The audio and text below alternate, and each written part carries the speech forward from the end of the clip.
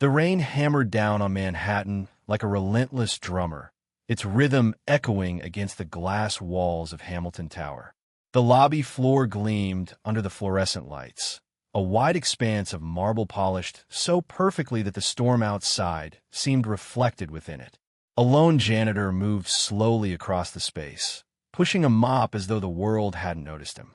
His uniform hung loose on his wiry frame, his hair silvered and cut close to his skull.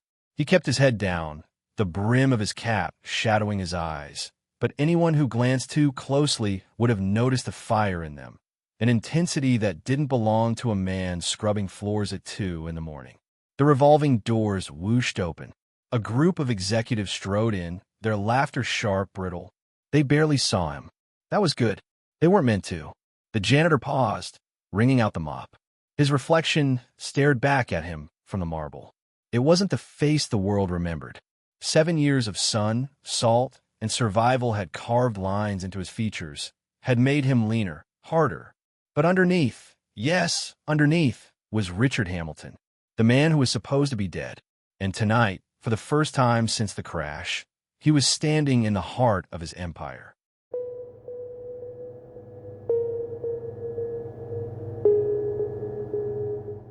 Richard bent, collecting a stray scrap of paper from the floor. His hand trembled, not from fatigue, but from the weight of memory. The smell of disinfectant and polished marble brought him back to board meetings where he once sat at the head of the table, not hunched over like a shadow. 7 years ago, a private jet carrying Richard Hamilton, the visionary founder and CEO of Hamilton Industries, vanished over the Atlantic. Official reports claimed engine failure. Bodies were never recovered. Headlines screamed of tragedy. His face was plastered on every news outlet. Titan of industry lost to the sea. The world moved on. The board crowned Victor Kane, his ambitious second-in-command, as acting CEO. Within months, Hamilton Industries began to change. Its values bent, its people reshaped, its soul gutted. But Richard hadn't died. The explosion ripped through the fuselage, tearing metal like paper, but fate had given him an escape. The emergency raft, the bitter salt of the ocean, the endless days of drifting. He had clawed back from the edge of death, found refuge among strangers, then disappeared into the margins of the world. 7 years to plan. 7 years to burn. Now, dressed as a janitor, he was back inside the skyscraper that bore his name. A voice startled him. "Hey, old man." Richard glanced up. A security guard strolled over, coffee in hand, badge crooked on his chest. He looked no older than 25, his face still soft with youth. "You missed a spot." The guard pointed to a corner where rainwater pooled from a careless executive's umbrella. His tone was mocking. Richard forced a tight smile. "Thanks." His voice was raspier than he remembered, scar tissue from smoke inhalation long ago. The guard chuckled and walked off, muttering something about dinosaurs with mops. Richard's eyes lingered on him. It wasn't anger that stirred in his chest, but something else, clarity. 7 years ago, no one would have dared speak to him that way. Power shielded him then. Now, invisibility was his armor. And it was perfect. The night shift ended at dawn. Richard pushed his cart into the janitor's closet, hanging the mop carefully. He lingered there, breathing in the chemical sting of bleach. For a man who once signed billion-dollar deals, this closet was an exile, but also a sanctuary. From here, he could watch without being seen. As he stepped out, a familiar voice drifted down the corridor. Deep, commanding, laced with arrogance. Victor Kane. Richard froze, the name burning in his mind like acid. Victor emerged from the executive elevator, tall and broad-shouldered, his suit tailored like armor. His hair was perfectly slicked back, his smile calculated for cameras. 2 assistants trailed behind him, balancing coffee trays and tablets. Richard's fingers curled into fists inside his pockets. He remembered the man who once sat at his right hand, the confidant he trusted with everything, the man who had insisted on arranging that fatal flight. Make sure the board presentation emphasizes growth in overseas markets, Victor ordered, his tone brisk. And have legal review the acquisition papers before noon. I want no surprises. Yes, sir, one of the assistants stammered. Richard turned away before Victor could see his face. He wasn't ready. Not yet. But soon. That night, Richard sat in his small rented room in Queens, staring at the stack of old clippings he'd collected. Articles about the crash. Obituaries written about him. Photos of Victor's rapid rise. Every headline was fuel to the fire. He unfolded one photo, an image of Hamilton Tower lit up against the night. Beneath it, a caption, "Victor Kane leads Hamilton Industries into a new era." Richard's jaw tightened. "Into ruin," he whispered. The world thought he had perished. He had let them believe it. It was his greatest weapon, because a ghost could move where a man could not. Tomorrow, he would return to the tower again. Tomorrow, the hunt would begin. The following evening, Richard resumed his post. The lobby buzzed with the rhythm of corporate life. Executives in designer suits strode past him, chattering about mergers and stock prices. None gave him more than a passing glance. It was in the corner of that chaos that he noticed her. A young woman, perhaps in her mid-20s, with sharp eyes that missed little. She wore the modest attire of a junior analyst, clutching a stack of reports. Unlike the others, she paused as she passed the janitor. Her gaze lingered just a second too long, curious, questioning. Richard dipped his head, feigning indifference. She moved on, but for the first time since his return, Richard felt a tremor of unease. Someone had noticed, and sometimes one pair of curious eyes could unravel everything. That night, as he wheeled his cart into the upper floors for routine cleaning, Richard let himself drift toward familiar hallways. He reached the 32nd floor, the executive wing. His old office was there, door plated with brass. Richard Hamilton, CO. The plaque was gone. In its place, Victor Kane, Chief Executive Officer. Richard's throat tightened. He slipped inside after the cleaners had left. The room smelled of leather and wood polish, but the soul of it was wrong. His photographs were gone. His bookshelf stripped. In their place stood sleek art pieces and a globe encircled by gold trim. Richard moved to the desk. His hands brushed across it, remembering late nights, drafting strategies, morning calls with overseas partners. It felt like trespassing in his own life. Then he saw it, a folder partially tucked under a stack of papers. Curiosity overcame caution. He opened it. Contracts, names, international companies he didn't recognize, and one line scrawled in Victor's bold hand. Ensure Hamilton legacy buried. Permanently. Richard snapped the folder shut. His pulse thundered in his ears. This wasn't just a corporate coup. This was a war. A soft gasp came from the doorway. Richard spun. It was the young woman, the analyst from the lobby. She stood frozen, eyes wide, clutching the frame as though it anchored her. For a heartbeat, silence stretched between them.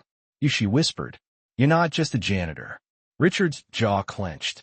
He stepped forward, shadows cloaking his face. "Keep your voice down," he said, his tone low, commanding, carrying the weight of a man long thought dead. Her eyes darted from his face to the folder in his hand, then back. Something flickered there, recognition. "I've seen pictures," she murmured. "But it can't be. You're supposed to be dead." Richard finished for her. His gaze hardened. "And if you value your life, you'll keep it that way." But even as he said it, he knew the truth. His secret was no longer safe. And the game had only just begun.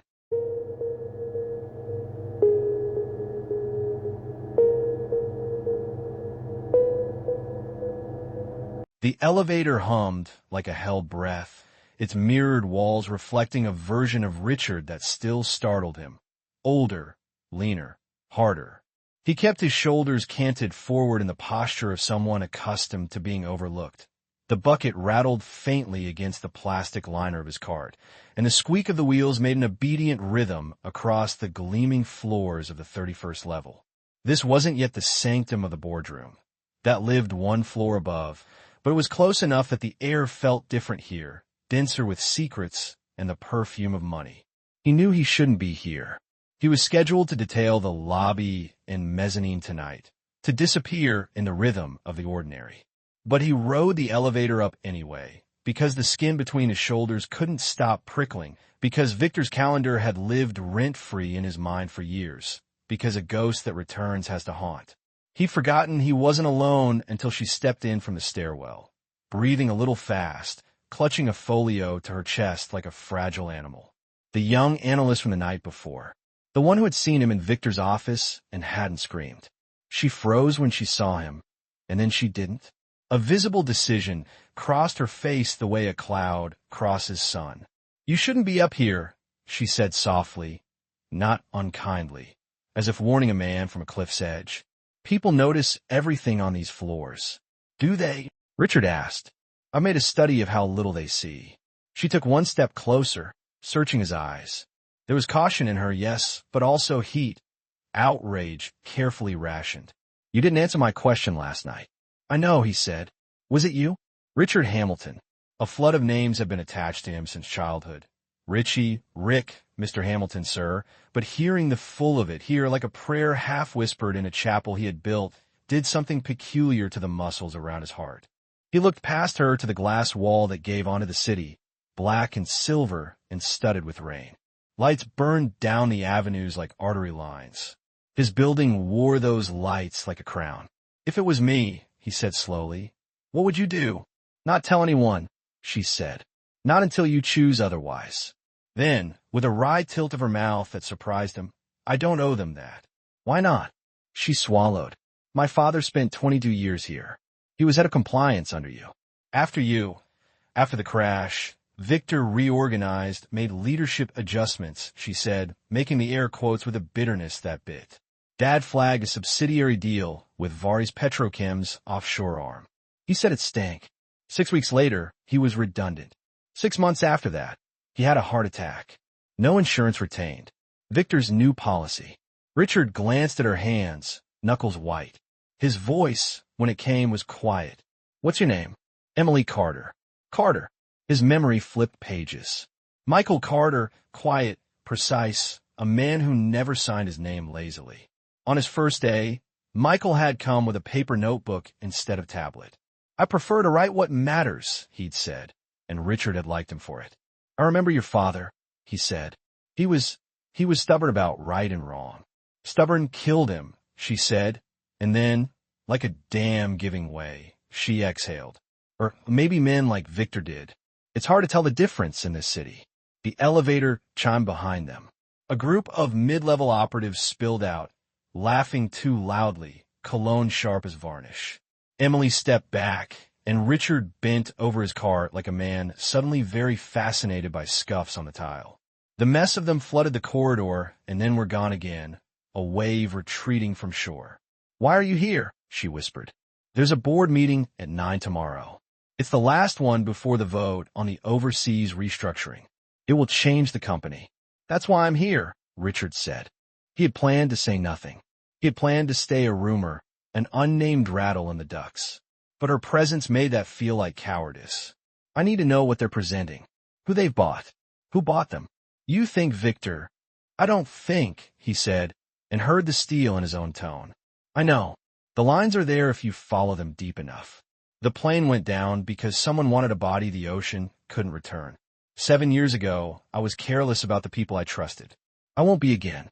Emily's eyes flicked to the security cameras. "You can't move freely up here," she said. "But I can. You shouldn't get involved." She huffed a sound that was not quite a laugh. "You're here with a mop looking for war. I made my choice the day they laid Dad off. Tell me what you need." Richard considered the ordinary things that mattered now. Badges, schedules, passwords, coffee deliveries, cleaning rotations. The building breathed in patterns. He used to read a market this way. Now he read mop charts and badge readers. "The boardroom," he said. "There's a back door. It opens to the catering alcove." "The pantry," Emily said. "Yes. I designed it," he said. 20 years ago. I didn't want late-night strategy to be interrupted by hungry directors. The alcove door runs on a separate key system.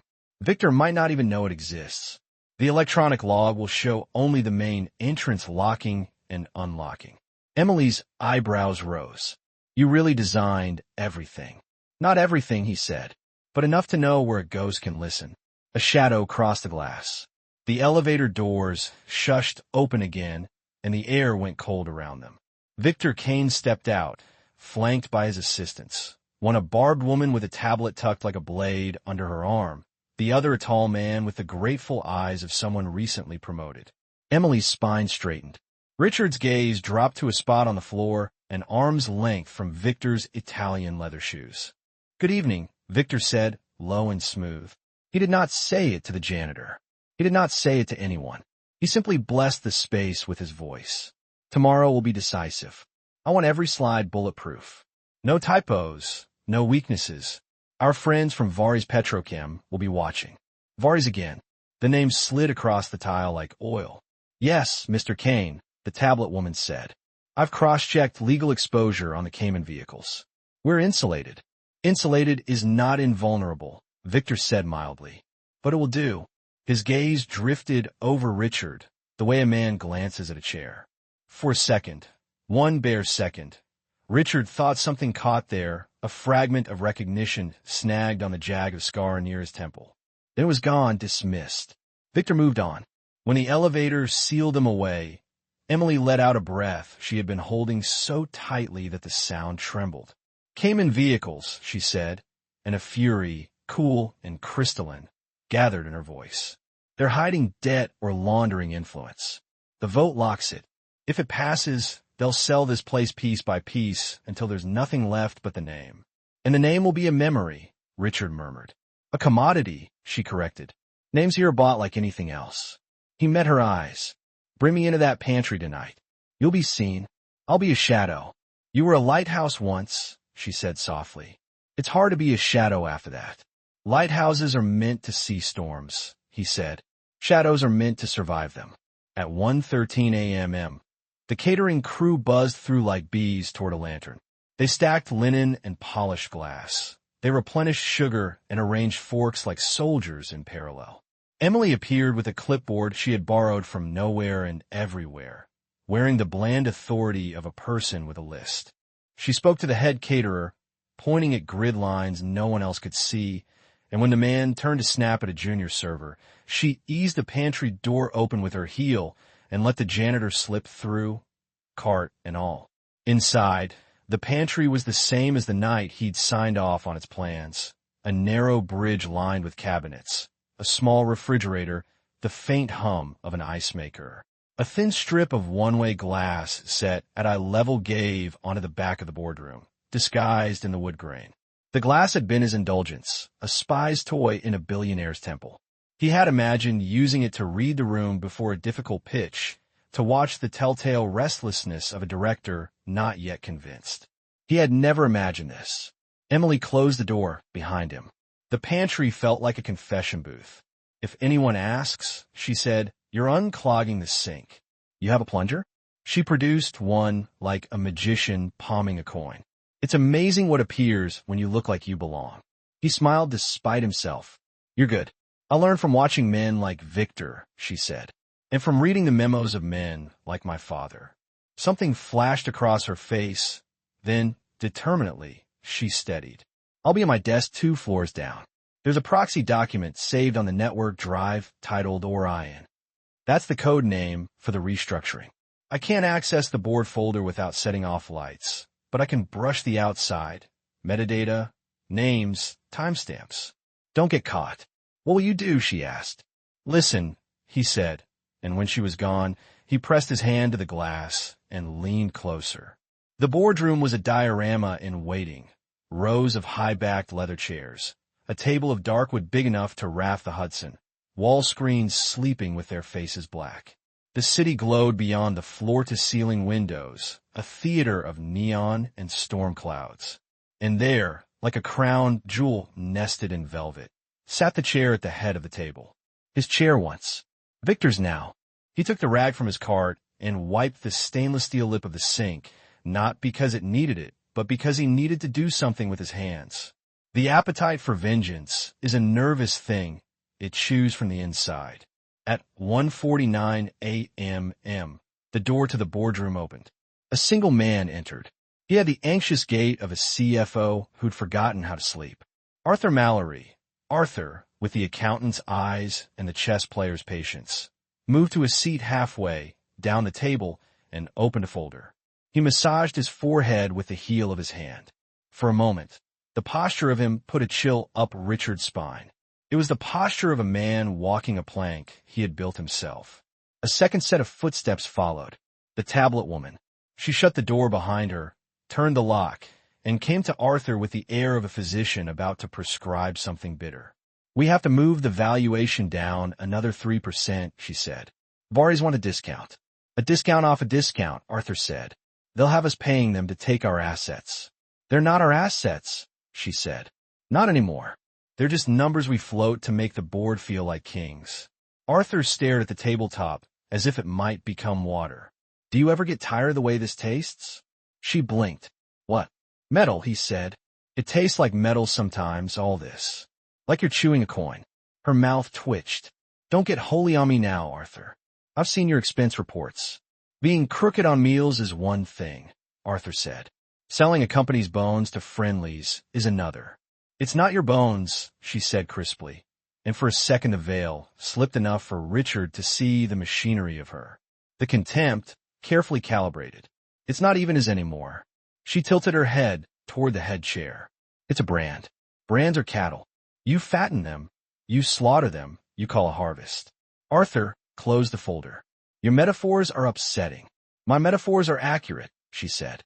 "Victor meets Varis at 6 in the morning to smooth finalities. Be here at 8 with a revised." The boardroom door creaked. She whipped her head toward it with the feral alertness of a woman who has built a life out of anticipating threats. But no one entered. The gate had simply sighed under the weight of the storm's pressure. She exhaled. "Go home, Arthur. You're useless when you haven't slept." Arthur hesitated. "Has he ever told you what really happened on that plane?" She stilled. "Who?" "Hamilton," Arthur said. "The way the FAA report reads, you could drive a truck through the holes." He rubbed his jaw. "Sometimes at night, I imagine him walking in here, sitting down at that head chair, and the look on Victor's face." "Arthur," she said, with suddenly perfect gentleness. "Go home." He left. She stayed another minute, tapped a note into her tablet, then followed. The lights dimmed themselves to a low urban dusk. Richard sagged back from the glass. The pantry felt smaller. He had thought, perhaps, he would hear enough to draw a clean line between intentions and outcomes. What he heard instead was something he had known all along. Rot doesn't announce itself. It seeps. It puts on a suit and learns your first name. His phone buzzed. A cheap burner with a cracked corner. A message from an unknown address. Orion/metadata shows Vari Shell, Palace Holdings, Cayman. Docs touched by Kaufman 2:02 a.m. Last editor, Kane. Then, be careful. Be careful, he thought, as if care had ever saved anyone who stood where he was standing. He eased the pantry door open 2 inches and listened.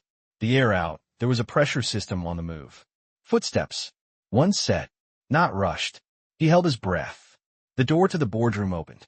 Victor walked in alone, without his retinue, without his armor.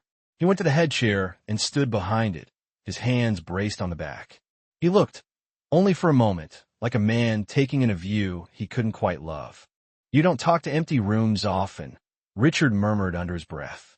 "Do you?" Victor did not talk. He reached into his jacket, withdrew a small velvet box, and set it on the table. He opened it. A signet ring lay inside, heavy and old-fashioned. The Hamilton ring, the one Richard's father had given him the day the company went public. Richard had thrown it into the ocean on his 6th day adrift, delirious with salt and sun and a hatred that wanted to hurt the thing he loved so nothing could steal it. He had watched it catch a last crescent of light and vanish. He had not thought of it in years. Victor took the ring out of its bed as if it might bite. He rolled it between finger and thumb. He had not put it on. He held it up to the city lights and then, very gently, set it back into velvet and closed the lid. "You kept a trophy," Richard whispered, and his breath fogged a miniature ghost on the glass. Victor's phone vibrated. He answered without greeting. "Yes. We're a go at 6. No, the layer holds. I told you. And if he shows up, then we will finally lay a ghost." He hung up. He looked at the chair again, not with affection, but as a man looks at an obstacle he's defeated so thoroughly he's almost nostalgic for the fight it offered. Then he left, and the room swallowed him. Richard didn't move for a long time. There are moments when a life folds in on itself, when every layer touches every other, past pressing into present until you can't tell which side of the mirror you inhabit.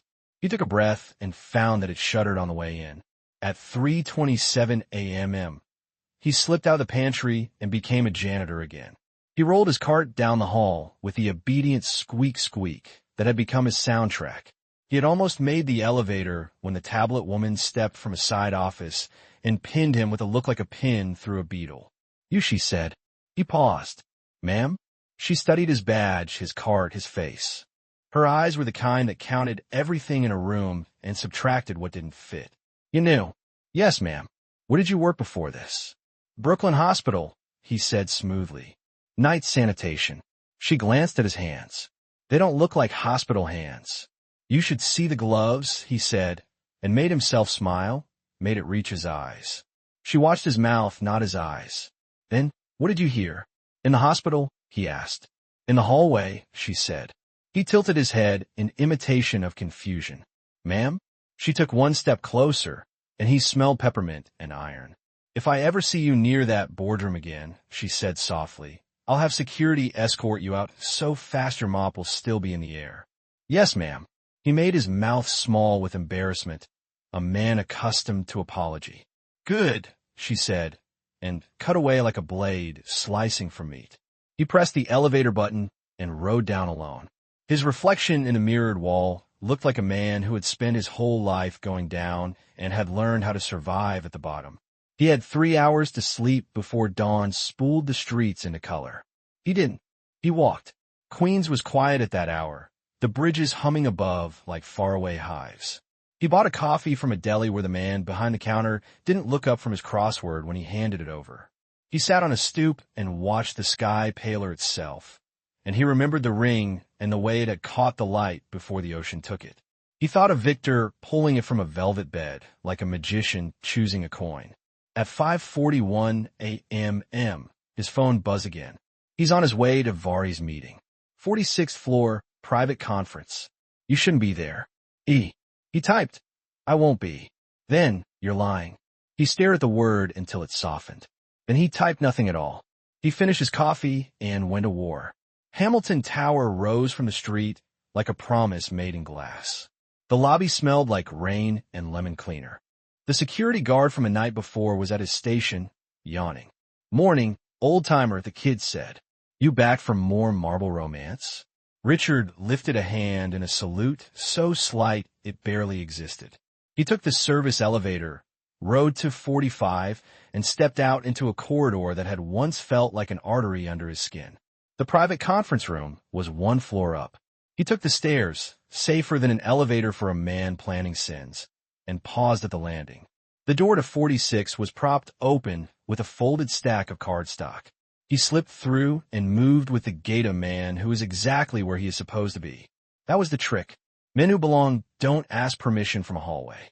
At the far end, 2 men in charcoal suits flanked a glass door. Their faces wore the expression of professional furniture. He pushed his cart as if headed somewhere else, then turned it into the small kitchenette 2 doors down.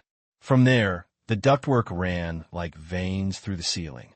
Over years, he had learned that buildings confessed more to their ducts than to their designers. He removed the grate he himself had insisted be accessible for maintenance and eased his body onto the crawl path. Dust greeted him like a careful snowfall. He slid forward. He found the vent that looked into the conference room and settled into a position he had last adopted on a raft under a merciless sun, when he tied himself to the rubber lip with his belt and learned the patience of tides. Inside, Victor sat with 2 men and a woman whose jewelry was subtle enough to be expensive. One of the men was broad, with the kind of shoulders that answered their own questions. The other was thin and sharp-featured. His hands were beautiful and impatient. The woman's pen made a soft staccato against the table when she was not writing. "Appreciate the urgency," Victor was saying, "but we will not gut our valuation to satisfy a demand you can't back with competition." The thin man smiled. "Competition is a story we tell each other, so we can charge fees, Mr. Kane. You know as well as I do there are 3 buyers for assets like these, and the third is a murder of crows." Vari's Petrochem is prepared to be a very friendly buyer, the woman said. But friends don't pay retail. We're not at retail, Victor said pleasantly. We're at family discount. The broad man chuckled. It was not a kind sound. Family, he said, and rolled the word like a marble in his mouth. We prefer the term alignment. It photographs better. Terms, the woman said. We will take the Louisiana refinery at the agreed price if the board approves Orion, provided you assign the debt to the Cayman vehicle without recourse to Vari's parent. And the Midwest pipeline? Victor asked. Bundle it, the thin man said. The press can't cry if they can't isolate a value. You are the press, Victor said mildly. Which is why I know how to feed them, the thin man replied, and showed too many teeth. Richard breathed slow. He let the names, the clauses, the rhythms of extortion wear themselves into him. This was not mere predation.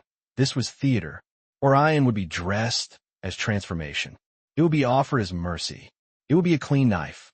We have the votes, Victor said, and his voice held the ease of a man announcing good weather for polo. Our dissenters are sentimental.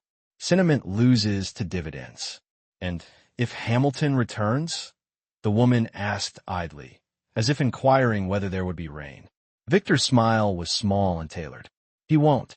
But if the thin man pressed, if a ghost puts on a suit and walks into your little theater? Victor's gaze flicked to the door like a reflex, then back. If a ghost walks, I will introduce him to your friend with shoulders. The broad man smiled and did not take his eyes off the middle distance. I know how to deal with ghosts. Everybody does until the lights go out, the thin man murmured, amused at himself. There was a soft tap at the conference door. The tablet woman slipped in and placed a folder before Victor. Palace Holdings revisions, she said, and a note from legal. Your liability is fine. Legal always says that until it isn't, Victor said, but he didn't refuse the comfort. Thank you, Dana. Dana. Now the tablet had a name. Richard let it sit in his head like a seed. Dana left. The Vari's trio rose after 15 more minutes of barbed pleasantries that pretended to be coordination. They left behind the scent of an expensive hotel lobby and the memory of smiles that never touched the eyes. When the room was empty, Richard slid back through the duct like a man easing into cold water, felt the familiar ache of muscles that had learned hunger, and dropped to the kitchenette with a quiet that seemed impossible for a body his age. He washed his hands in the sink. He cleaned the sink because he was there. He rolled his cart out into the hallway and stepped into the elevator with an intern carrying a vase of lilies taller than her optimism. On 32, he exited, moved past the reception desk like a roomer, and turned into the corridor with the quiet carpet. Emily waited at a corner. She didn't wave. She didn't look at him. She flipped a page in her folio and said, to no one, the revised proxy is live. It includes a clause indemnifying executive decisions prior to vote. To cover their robbery, Richard said, not moving his lips enough to gift the cameras with language. It's more than robbery, she murmured. There's a provision about unexpected disruptions. If something shakes the room, they can postpone the vote and convene an emergency session with a subset of directors, 3 of whom are victors, he said. Yes, he could feel the day building around them, the way a storm builds, silently and inexorably. Air pressure sinking, birds going quiet. The ring, he said suddenly, and surprised himself. What ring? Never mind, he said, and then minded. More quietly, he had my father's ring. Mine. He kept it. Emily didn't say I'm sorry. She said, what does that tell you about him? That he is sentimental in the way collectors are sentimental, Richard said. He cherishes what he thinks he has conquered. Then take something back, she said simply. He looked at her. I can't show my face yet. Who said anything about faces? She asked. There are other ways to make a room look where you want it to. A soft chime sounded. First meeting of the morning. The boardroom would begin grooming itself for 9 o'clock. The building's blood pressure rose. They moved like people who don't know each other. Emily took the elevator. Richard took the stairs. In the pantry, he watched directors arrive, grayer than he remembered some, the same snake eyes on others. He saw Arthur Mallory enter with a portfolio under his arm and a look of a man who had made a bet and then tried not to care about the horse. He saw Dana place folders at each seat, a choreography of confidence.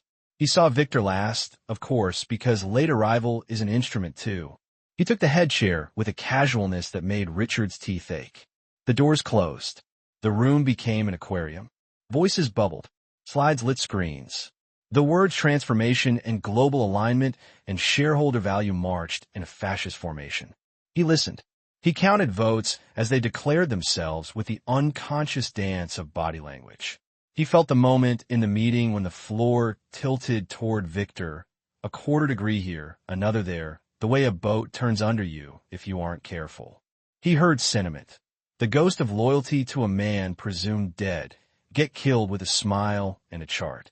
He also heard, like a counter-melody, the scrape of a conscience on the grain of the table. Arthur's voice. Thin. Strained. What happens to the people at the refinery? We will offer retraining, Dana said smoothly. Into what? Arthur asked. Magic? Soft laughter. Victor let it die there. Emily's text vibrated his phone against his thigh. Emergency clause triggers on disruption, defined as violent, criminal, or reputational attack. If we can force public scrutiny without violence, they can't postpone. He stared at the words. Force public scrutiny. He had always believed that power resided in rooms like this, where people who could bend cities made decisions over water that cost more than what his janitorial colleagues were paid per hour.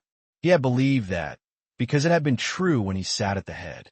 But the media had changed under him, and then without him, and the world had learned how quickly a story could become a virus. He typed, "What are you thinking?" Her reply came fast. Your pantry has a one-way glass. But one way is only one way until you turn a light on behind it. Then it becomes a window. He felt a laugh rise and swallowed it, because his shoulder hurt and he was old in that moment and he did not trust his voice. And behind the glass, a janitor with a camera. He looked at his cart. The building's cleaning kits had gone digital years ago. His phone camera was good enough, but a photo would be contested, spun, called a fabrication. A live image was a different animal. It bit. He typed, not yet. Another day, another setup. Today, she replied. They vote at 10:30. If we miss it, Orion passes. After that, they have legal cover to bulldoze. He stared at the black rectangle of the pantry's light switch. He stared at the glass that had always obeyed him.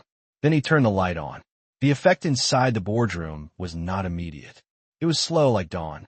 The directors talked. Victor's slide, showing Varys as a silhouette of partnership next to Hamilton's logo, glowed like a false saint. Arthur pinched the bridge of his nose. Dana smiled small and hard in the way of a woman who will not offer blood unless invited.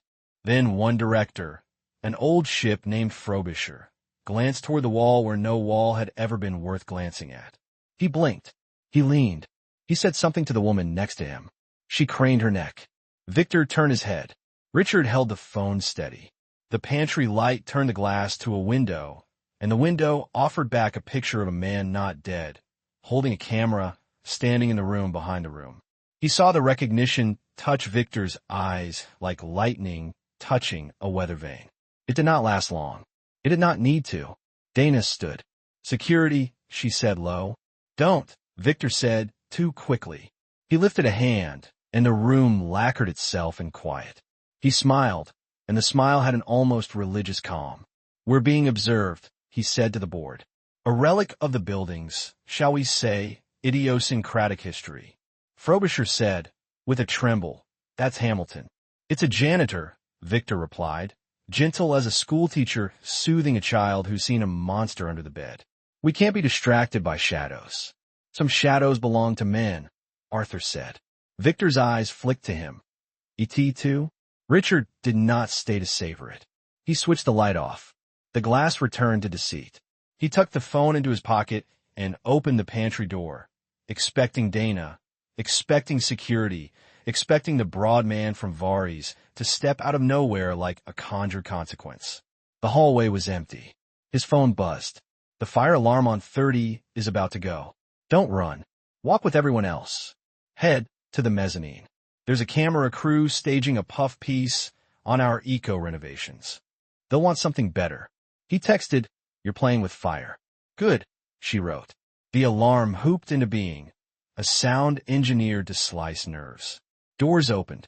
People spilled into hallways, into stairwells, into a choreography of false emergency that only the jaded can dance without clumsy feet. Richard joined them, his cart a raft in a human river. In the crush down one level, he saw Dana moving against the stream, muttering into a radio, eyes like guns. He kept his head down and his mop handle tucked like a flagpole.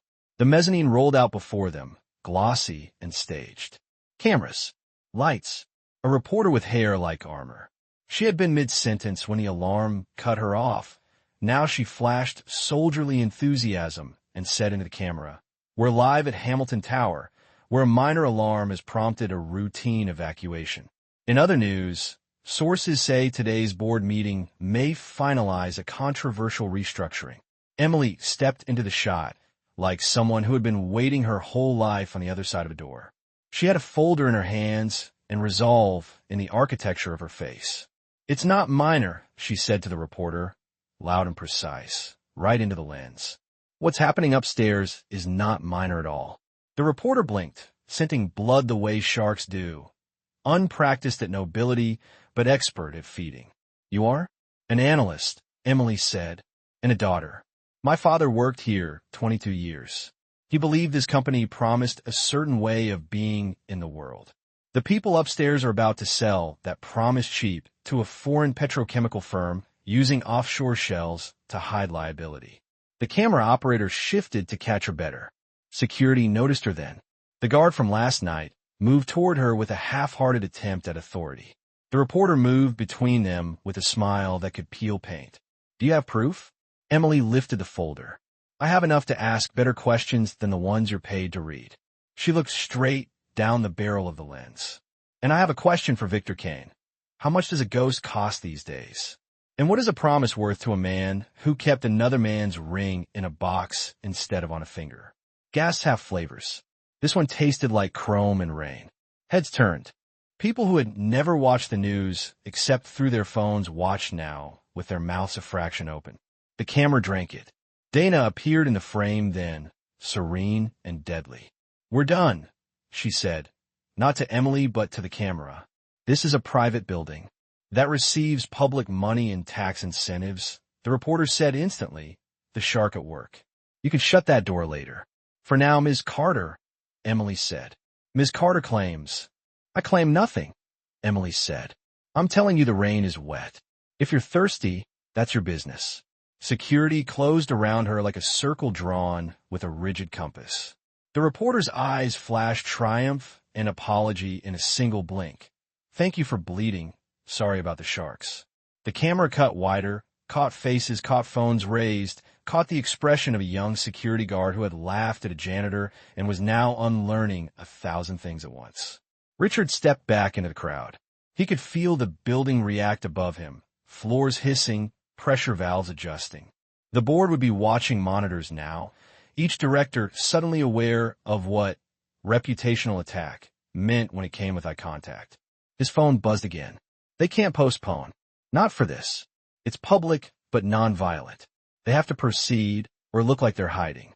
They are hiding. They make them do it in daylight." He drifted toward a pillar and watched the cameras feed the city. He saw Dana make a graceful wound in the crowd and pull Emily from a lens. He saw the reporter pivot, practiced, and deliver her summary with phrases like explosive allegation and offshore entities and shareholder confidence. He saw a director, Frobisher, lean on the mezzanine rail and wipe his brow with a handkerchief a century out of fashion. He waited until the alarm quieted. The voice of the building calmed itself and reminded residents that safety is a virtue here, that inconvenience is brief. People filed back toward the elevators with the hunger of those who have missed a meal. He took the service stair to 32 again because the stair understands men like him better than an elevator does. He entered the pantry once more.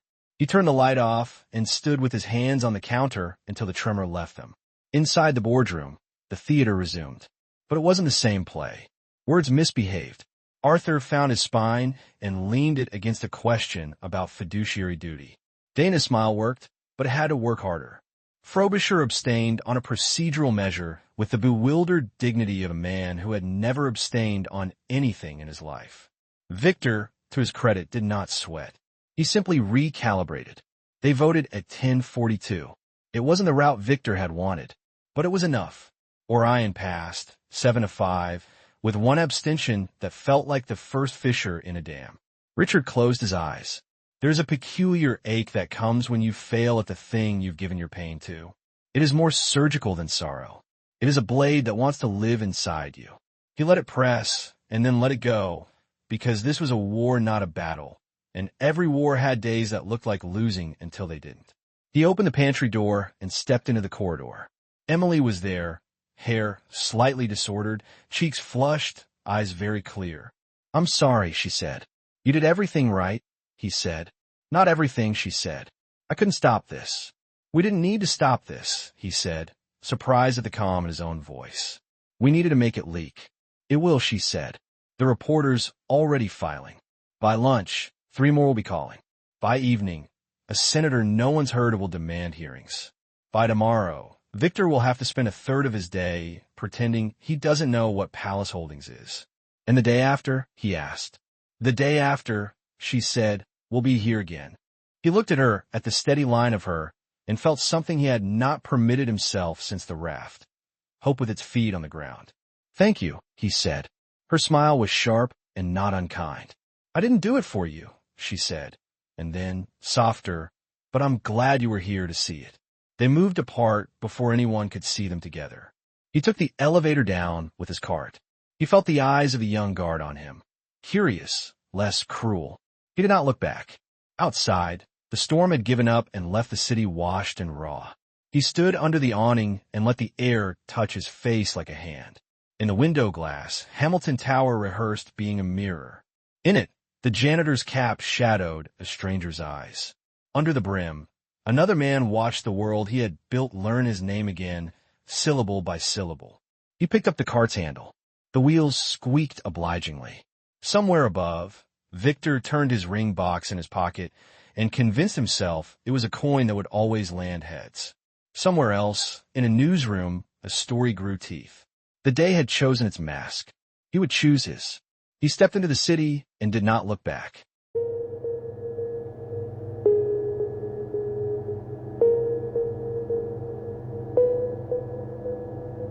The city learned the shape of a rumor before noon. Headlines sharpened. Offshore shadows at Hamilton. Analyst disrupts board vote. Vari's Petrochem links raise questions. Richard read none of them. He felt the story move through the building like a new weather pattern, bending conversations, tilting the heads of executives who had forgotten how to look surprised. But he didn't let himself be hypnotized by the spectacle. A storm that lives on screens is still only a storm of air. He needed bedrock. At 8:06 p.m., the tower exhaled its day shift. People poured from the revolving doors in a river of perfume and muted triumph, clutching tote bags that said things about innovation while their owners worried about parking. By 9:10, the building was quieter, as if it had drawn a blanket to its chin. The humdowns of servers kept their own strange prayer behind the walls. Somewhere, an ice machine dropped cubes with a resigned plunk of men being volunteered for committees. Richard wore the uniform that had become his camouflage. The Navy janitor's jacket, the cap, the scuffed sneakers that made him another shadow in a corridor of them.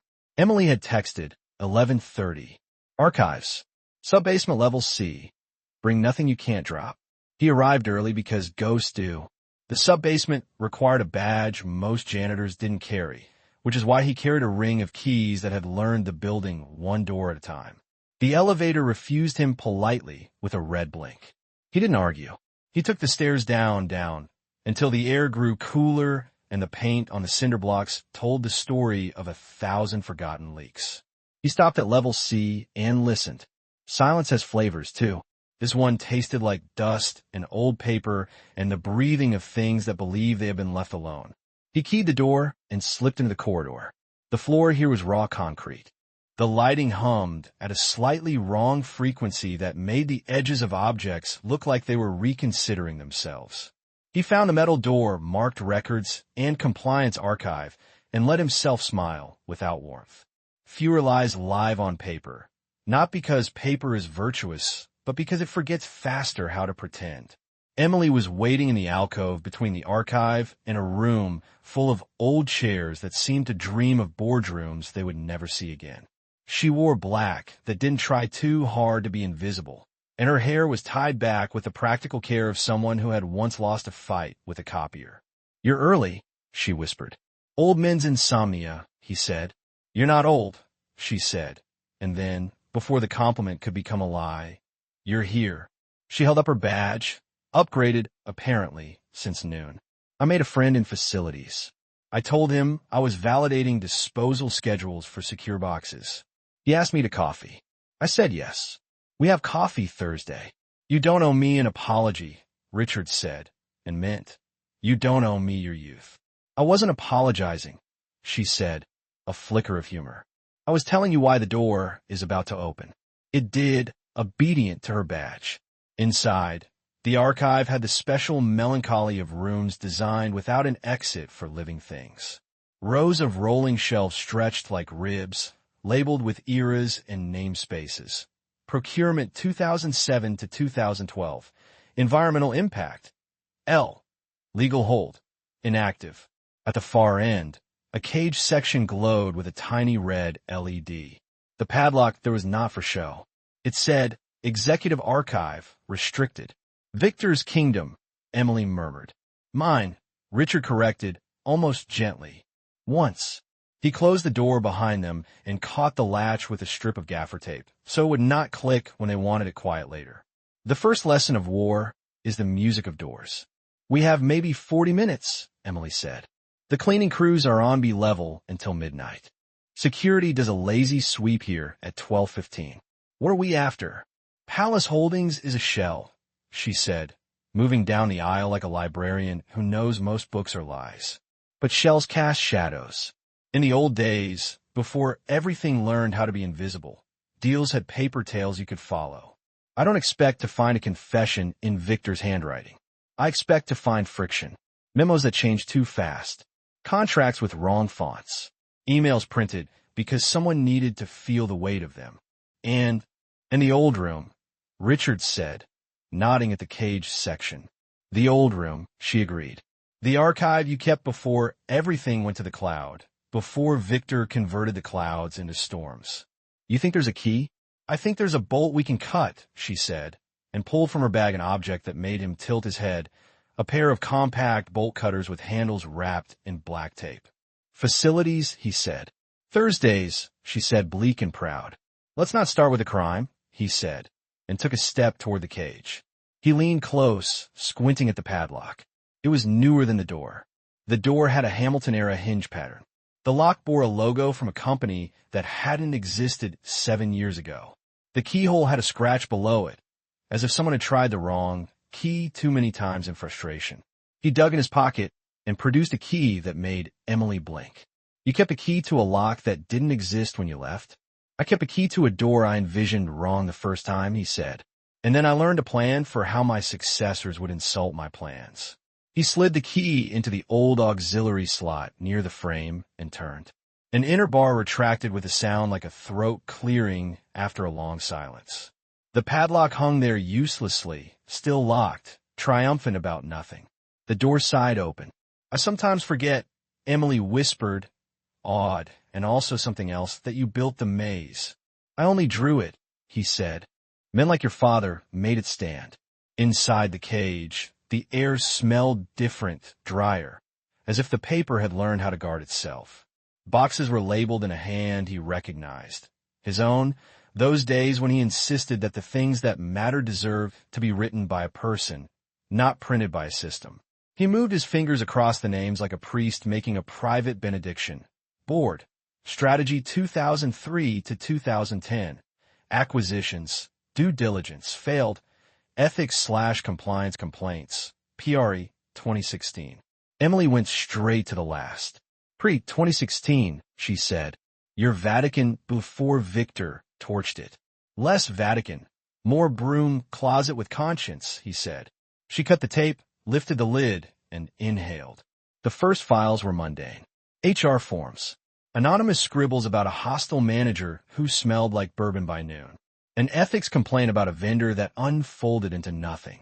And then, a folder with a sticker that said Carter. Emily's hand hovered. He watched her stand very still, and in that stillness he saw all the versions of her. The girl who had watched her father come home defeated. The young woman who had learned to keep anger like a small stone in her pocket and rub it when she needed to remember. She lifted the folder and opened it. Inside was the careful penmanship of a man who trained himself to make things not easy to misread. July 14th. A note to General Counsel requesting review of the Vares Petrochem Louisiana Joint Ops proposal, citing unusual financing vehicles and incongruent risk profiles. August 2nd. A reply that might have been written by a machine that had learned to say thank you for your concern in 16 different dialects of condescension. September 10th. A follow-up, more urgent, attaching a spreadsheet with a literal highlighted line. Palace Holdings, Cayman. Emily touched the highlighter mark with the tip of her finger. He saw it, she said. Of course he did, Richard said. Men like your father see the nail before anyone else steps on it. And then, she said, flipping forward, October 3rd, position redundant. She was quiet a long time. When she spoke again, her voice had the steady scrape of someone building a boat in a storm. They put him in this room. He put himself here, Richard said. He trusted the room to do something. I'm sorry it didn't. She closed the folder with a care that made something tight in Richard loosen. She set it aside, as if setting a man at rest. Then she reached for another box. He stopped her. We're not archivists tonight, he said. We're thieves of time. Then steal us a year, she said. He reached for acquisitions, due diligence, failed and dug. The file names whispered old names of aspirants and pretenders. Hollister Bio, Stratum Logistics, Orion Prelim. He frowned at the last. Orion had been Victor's christening. But here it was, a name he had scrawled once to describe something else, a restructuring he had considered and abandoned. He opened it. The contents were sparse. Notes in his hand about divesting non-core assets while shoring up key refineries, ideas about employee equity that now looked naive enough to be called bravery. And stapled to the back, a one-page analysis. Foreign strategic partners, red lines. He read his own words from another life. No equity to be offered to companies with active environmental harm cases pending in OECD jurisdictions. No transactions with entities employing offshore shells designed to obscure beneficial ownership. Protect the core, people first. Emily read over his shoulder and made a sound like a laugh with a broken wing. You wrote the Bible, they're burning. Then we use their fire, he said. Footsteps. They weren't the heavy-booted stroll of security. The men downstairs had perfected laziness into a walk, but they weren't a janitor's hurry either. The sound had purpose. Richard and Emily froze. Light sliced under the archive door, then the soft clink of keys trying themselves into locks. The door opened. A beam of a flashlight cut between shelves, swung, stopped, then moved again. A man stepped through with a quality of movement that Richard's bones recognized before his eyes did. He was large without being slow. He held the flashlight in his offhand and his body in the angle of those who expect the unexpected and do not plan to apologize afterward. The broad man from Vares. Shoulders that had names of their own. He stepped into the archive like a diver entering cold water and listened. That was the thing about professionals. They listened with their whole bodies. Emily's breath tried to escape. Richard's fingers closed around the box label so tightly the cardboard whispered. The flashlight beam inched toward the caged section. Richard moved without thinking. He pressed back the cage door, easing its metal against the frame, praying the hinge would remember how to be silent. It did not completely. The squeal was not loud, but it was not nothing. The beam snapped to the sound and held. Hello, the man said, not expectant, simply curious, the way men ask the ocean a question they know will go unanswered. Richard flicked his gaze to the far end of the cage. A second door, the emergency exit he had argued for in case of fire, sat with a red bar across it. He pointed. Emily shook her head once, alarm. He nodded, yes. The man outside took 3 steps closer. Richard's body remembered other nights, waves taller than faith, a raft that had wanted to be a coffin. It remembered choosing to move when staying had felt like a form of prayer. He took Emily's hand, put the Carter folder under his jacket, and did something stupid in exactly the way that saves people. He pushed the emergency bar. The alarm squealed with the indignation of old things asked to hurry. The light in the archive shocked itself into bright. The man swore and moved toward the sound, but the logic of alarms is not artistic. It is total. Lights outside flashed. Somewhere above, a siren wheezed itself awake. "Go," Richard said. They went. The emergency door delivered them into a low corridor that led to an industrial stairwell. The air had the metallic tang of recent paint. They ran, because running now didn't mark them more than walking would, and because fear burns calories clean. Up one flight, too. He counted them like an accountant of survival. On level B, they stopped. The alarm still yelped a complaint. Richard leaned against the cool cinder block and tried to teach his breath the shape of the corridor. Emily listened for pursuit. None yet. The Vari's man would have chosen a different stairwell. He would have called security. He would be angry not because he had been defied, but because he had been made to look clumsy. "Are you all right?" she asked. "Define right," Richard said. She smiled in spite of herself, and then scrubbed it away. "We can't go back for more." "We got enough," he said, touching the folder under his jacket. "We got truth with a paper clip." "My father's handwriting," she whispered. "It's so alive." "It is," he said, and let the weight of it settle between them like a third person. They moved again, slower, integrating themselves into the evacuation choreography that buildings rehearse the way soldiers drill. On level A, a security guard with a voice smooth from too many cigarettes waved them toward an exit and looked past them for trouble. They gave him none. They emerged into the back loading bay, where the air was cold enough to make their speed steam. The sky had found stars again. They didn't speak until the alarm throttled down and the building's breathing returned to its corporate yoga. Emily shoved her hands into her coat pockets. "He'll know someone was down there. He'll assume it was me," Richard said. "Which is fine." "It's not fine," she said fiercely. "It paints a target. It was painted when I turned on the pantry light," he said. "Maybe earlier. Maybe the day I decided not to drown." She faced him. "You keep talking like you're the only man in the story. You're not. Victor will start tightening nets. He'll fish for me too. For Arthur. For anyone whose eyes change shape during the meeting." "Then we move faster," Richard said, "and more careful." "Faster and careful are not old friends," she said. "They can be introduced," he said. They walked to the edge of the loading dock and looked at the city, which did not care.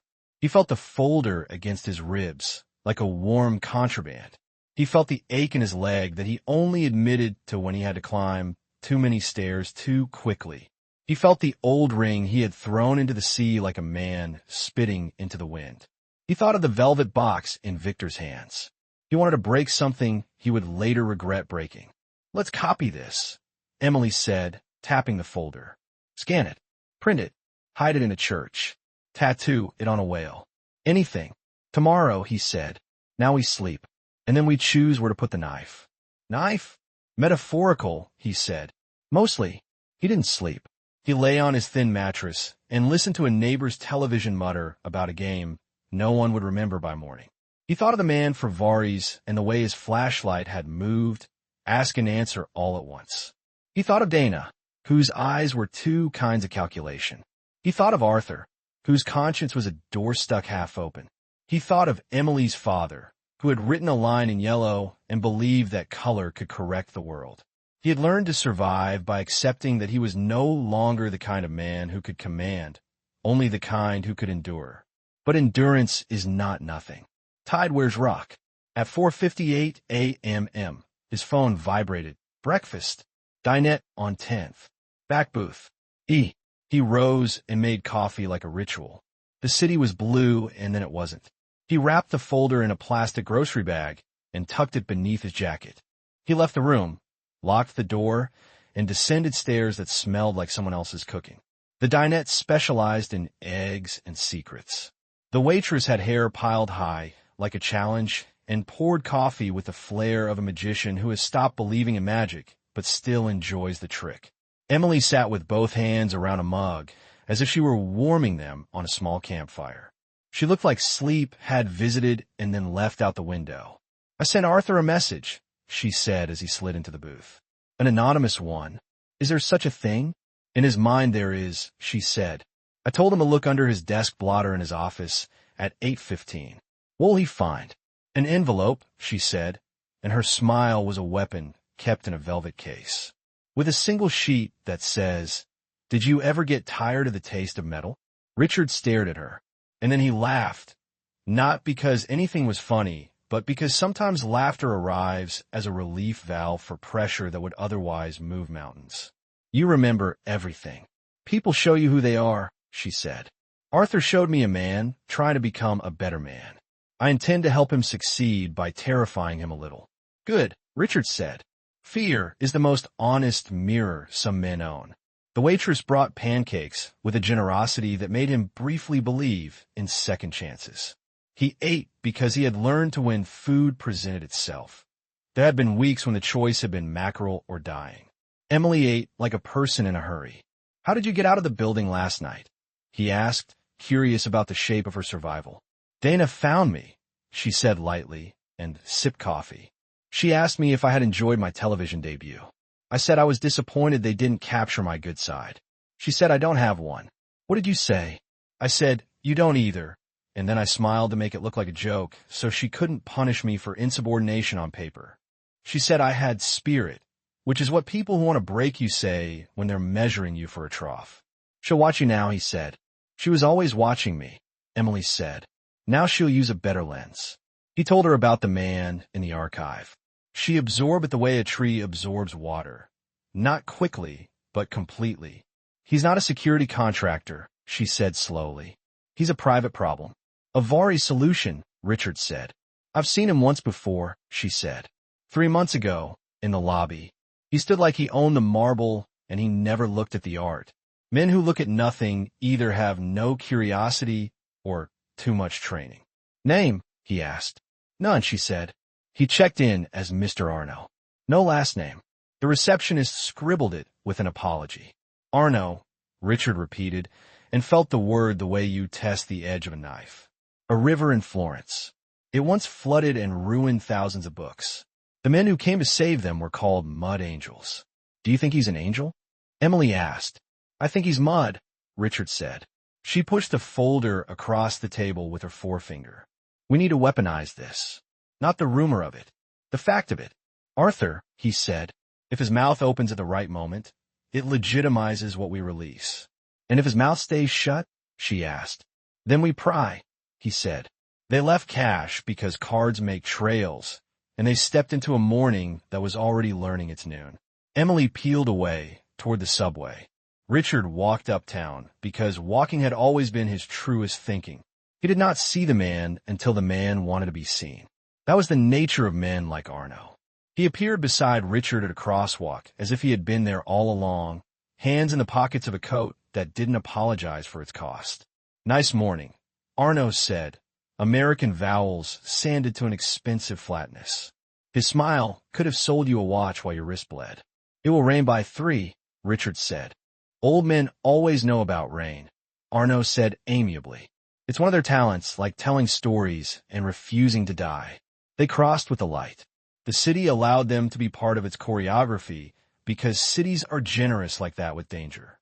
"You were in my basement," Arno said. "Public building," Richard said. "Private archive," Arno said, and there was a small, appreciative bite on private. "You made noise. Noise is rude. It wakes sleeping things." "I'm sorry to have disturbed your nap," Richard said. Arno laughed, and it was genuine. He enjoyed competence and cheek in equal measures. It made his work feel less like vacuuming and more like fencing. "I'm told you used to own the place," he said. "Now you mop it. There's a metaphor here, but I don't have time to respect it." Richard stopped at the mouth of an alley and turned, because if you're going to be cornered, it is better to choose the wall. "You want something," he said. "Only to understand how much time to allocate," Arno said. "You will try to embarrass your former friends. You will wave paper and call it tender. You will leak names that do not photograph well. You will feed a reporter who thinks she is the first shark to discover blood. You will win small, and then you will lose big, because you are one, and they are many. There were many when I was one in a raft, Richard said. The ocean did not vote. I did not ask it to. Arno's eyes sharpened. Do you have the law? No, Richard said. The courts? No, the board? Sometimes men break their own dams without knowing why, Richard said. Poetry, Arno said, disappointed. That is a poverty of tools. We all work with what's left, Richard said. Arno nodded, polite. Do not go back to the archive, he said, as if saying, don't step in that puddle to a child. Next time, I will be less amused and more. He searched for a word and found one that fit his mouth perfectly. Efficient. He turned and walked away with the unhurried confidence of men who could sprint if they needed to and hit you while they did it. Richard watched him go and felt something old and familiar surface. Not fear, but the respect you afford a machine that can kill you. He breathed until the city given him back its rhythm, then continued uptown. At 8:17, Arthur Mallory pulled his desk blotter up to find an envelope he had not put there. He stared at it like a man who had found a tooth under his pillow at 45. He opened it. He read the single sentence and sat very still. 11 minutes later, he sent a text to a number he had sworn he would never use again. We need to talk. Not here. The number replied, You're already late. At 10:03, Dana stepped into Victor's office with a stack of printouts that were less paper than choreography. The story is a problem, she said without the preamble she owed no one. The senator is louder than expected. Our friends at Vari's are irritated by sunlight. Are they? Victor said, looking out the window at a sky that had decided not to be beautiful. They told me they were nocturnal. They are, Dana said, but they like to be admired in the day. They want a statement. Right one, Victor said, full of words that mean nothing and imply more. Lean into transformation. Use stakeholder, as if you invented it. And Hamilton, she asked, and dropped her gaze only because he needed her to. What about him? You saw him, she said. We all did. Victor turned from the window. I saw a man in a pantry with a phone, he said. The board saw a trick of light. The world saw nothing it can upload yet. Paper is real, Dana. Photos are stories. I will not be bullied by a ghost with good lighting. He will come again, she said. Then we will put out a cup, Victor said. And catch him. Arno says. Arno is a concierge. Victor said, the contempt decanted carefully. You're my door. She accepted the insult because she liked being a door with her own keys. Arthur is twitchy, she said. He's been pinging legal with questions about indemnities. He asked me this morning if I had ever tasted metal. Victor smiled without teeth. He thinks he discovered a metaphor, he said. How cute. Do you want me to? Not yet, Victor said. Let him audition for conscience. If photographs well, after the close, we'll put him on a boat with a golden parachute in his lap and let the wind carry him somewhere dull. And Ms. Carter? Dana asked. No, Ms. Emily. No first names. Names are leashes. She wants to be a martyr, Victor said. We will make her a mascot instead. Give her a task force. Give her a budget line she will have to justify. Give her meetings that last 2 hours and accomplish nothing. Rotate her title until she can't find it on a business card. Then she will either quit in a blaze of tweets, and we will call her unprofessional, or she will stay and become a person who teaches other people to stay. Dana nodded. It was elegant, the way a scalpel is elegant. And Hamilton? Victor let the question sit like a cherry on ice. Hamilton wants the ring, he said at last, soft as a man entering confessional. Men like him pretend to want justice. What they want is a circle of gold with the past engraved on it. Then bait him, Dana said. You kept a trophy. Now make a trap. He raised an eyebrow. He enjoyed her when she was wicked. Plan it, he said, quietly. She left. He turned to the window again and held the city in his gaze, as if he could convince it he deserved it. By noon, Richard had made 3 copies of the Carter file on machines that would not immediately report their use to IT. He hid one under a tile in his apartment, one inside a library book about whaling that no one checked out anymore, and one in a place he had never thought to use for subterfuge. A florist freezer inside a box marked Mirtha, peonies. He paid the florist in cash and said it was his sister's special day. The florist, who had known 100 kinds of lies and liked the sweet ones best, wished his imaginary sister happiness, and did not open the box. He met Emily in Bryant Park, where the chess players were inventing new laws and breaking them immediately. They sat on a bench that 1,000 strangers had warmed before them. "Arthur?" he asked. "Restless," she said. "He went for a walk without his jacket. That's something for a man like him." "Then the knife goes here," Richard said, tapping the air between them. "Tomorrow, we leak the Carter file to the reporter. Today, we deliver it to someone who will hurt more if he says nothing." "Who?" "Caldwell," he said. "Old board chair. Retired with honors. Still has the ear of 3 directors and a nose that twitches for scandal. A moralist who cheats at golf." "He always liked you," Emily said. "Why?" "I'll let him win at golf," Richard said gravely. She snorted. The sound was a gift. "Will he take a meeting?" she asked. "For me?" Richard said. "No, for a young analyst who trembles in the right places and looks like his granddaughter." "Yes." "I don't tremble on command," she said. "You don't have to," he said. "Just tell him what your father wrote, and then show him his handwriting." "And you?" "I'll be there," he said. In the reflection of the window, she studied him. "You enjoy this." "No," he said. "I recognize it. There's a difference." They broke then, because that is how conspiracies survive. No scene worth remembering lasts too long. Emily walked toward Midtown with a step that could pass for the office if you didn't look too closely. Richard circled to the back of the park and nearly ran into Arno, who had been leaning against a statue, reading a paperback with the absent-minded malice of men who could do 2 things at once. "You always meet in public," Arno observed. "Good for you. It's what they advise in the little pamphlets." "Which pamphlets?" Richard asked. "The ones the brave give to the scared," Arno said. "You'd be surprised how many people fold at the first unkind whisper." Richard looked at him. "You're here to make a whisper mean." "I'm here to notice you," Arno said. "Not everyone gets that gift." "And after you notice?" Richard asked. "After I notice," Arno said, and smiled like a man in a painting, "I finish my book." He walked away. The book's title caught the light. The Old Man and the Sea. Of course.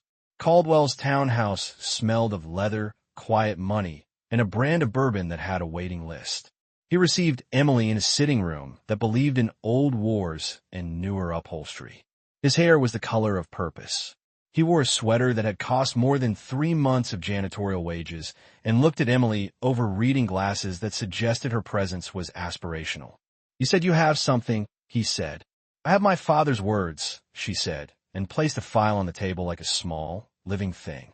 "He worked for Mr. Hamilton. He wrote to counsel about Palace Holdings. He was fired. He died.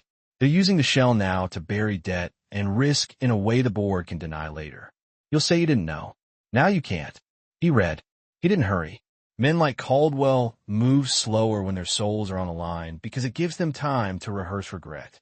When he finished, he took off the glasses and polished them as if the act could sand some part of himself smooth. "This is concerning," he said, and the word was so small that for a terrible moment Emily thought she would throw the glass table through the window and set the street on fire with her rage. "It's wrong," she said, "and it's yours." He looked at her, not at her mouth, not at her legs, but at her eyes, and that was how she knew he had shot at Matring. "Your father," he said quietly. He was the one with the notebook. Always wrote things down. It used to irritate the lawyers. "He believed in records," she said. "Records believe in no one," Caldwell said, and then, perhaps ashamed of the wit, "I will call Frobisher." "Call a reporter," she said, unflinching. He blinked. "My dear." "Don't my dear me," she said and stood. "You had 10 years to call Frobisher. Call someone who doesn't have a pension in the building's safe." He hesitated. He reached for his decanter. He didn't pour. He stared at the amber as if it might confess something. "If Victor survives this, he will what?" Emily asked. "Take your chair away?" Caldwell breathed like a man learning to. He picked up the phone. He dialed the reporter's number. When she answered, he said, with the gravitas of a man who had once told truth to power and then retired that hobby, "This is Meredith Caldwell. I have something you will wish to see. No, I will not email it. Come to my house. Now." He hung up. He looked at Emily. "If I go down, I will go down dressed," he said. "Good," Emily said. "We're something honest."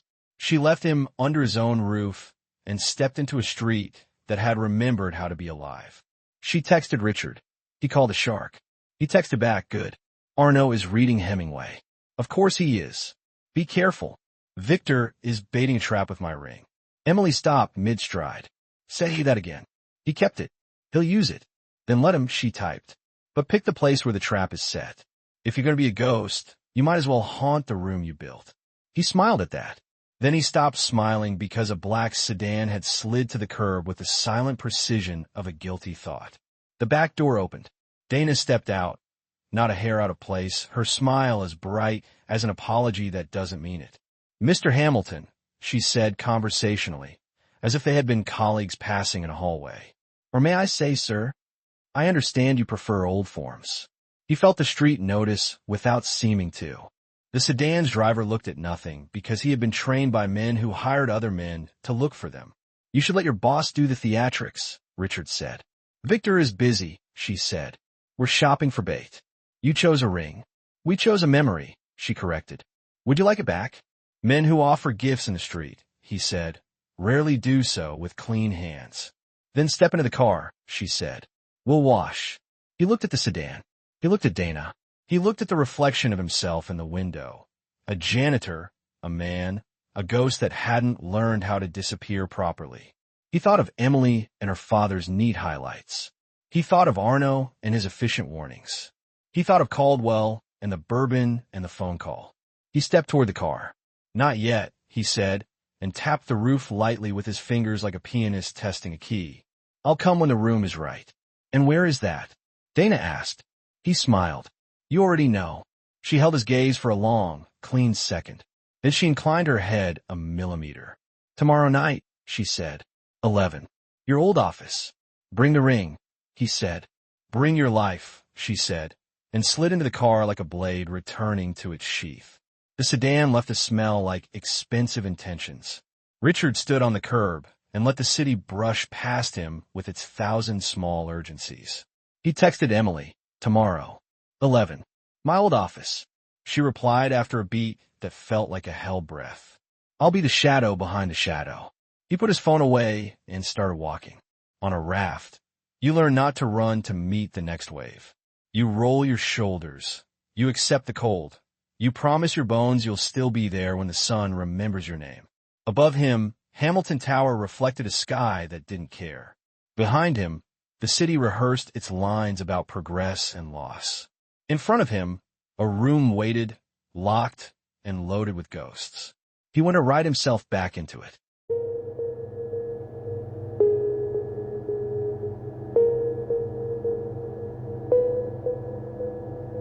The elevator purred like something domesticated and dangerous. It lifted Richard toward the floor that had once meant home and now felt like a stage with the lights turned off.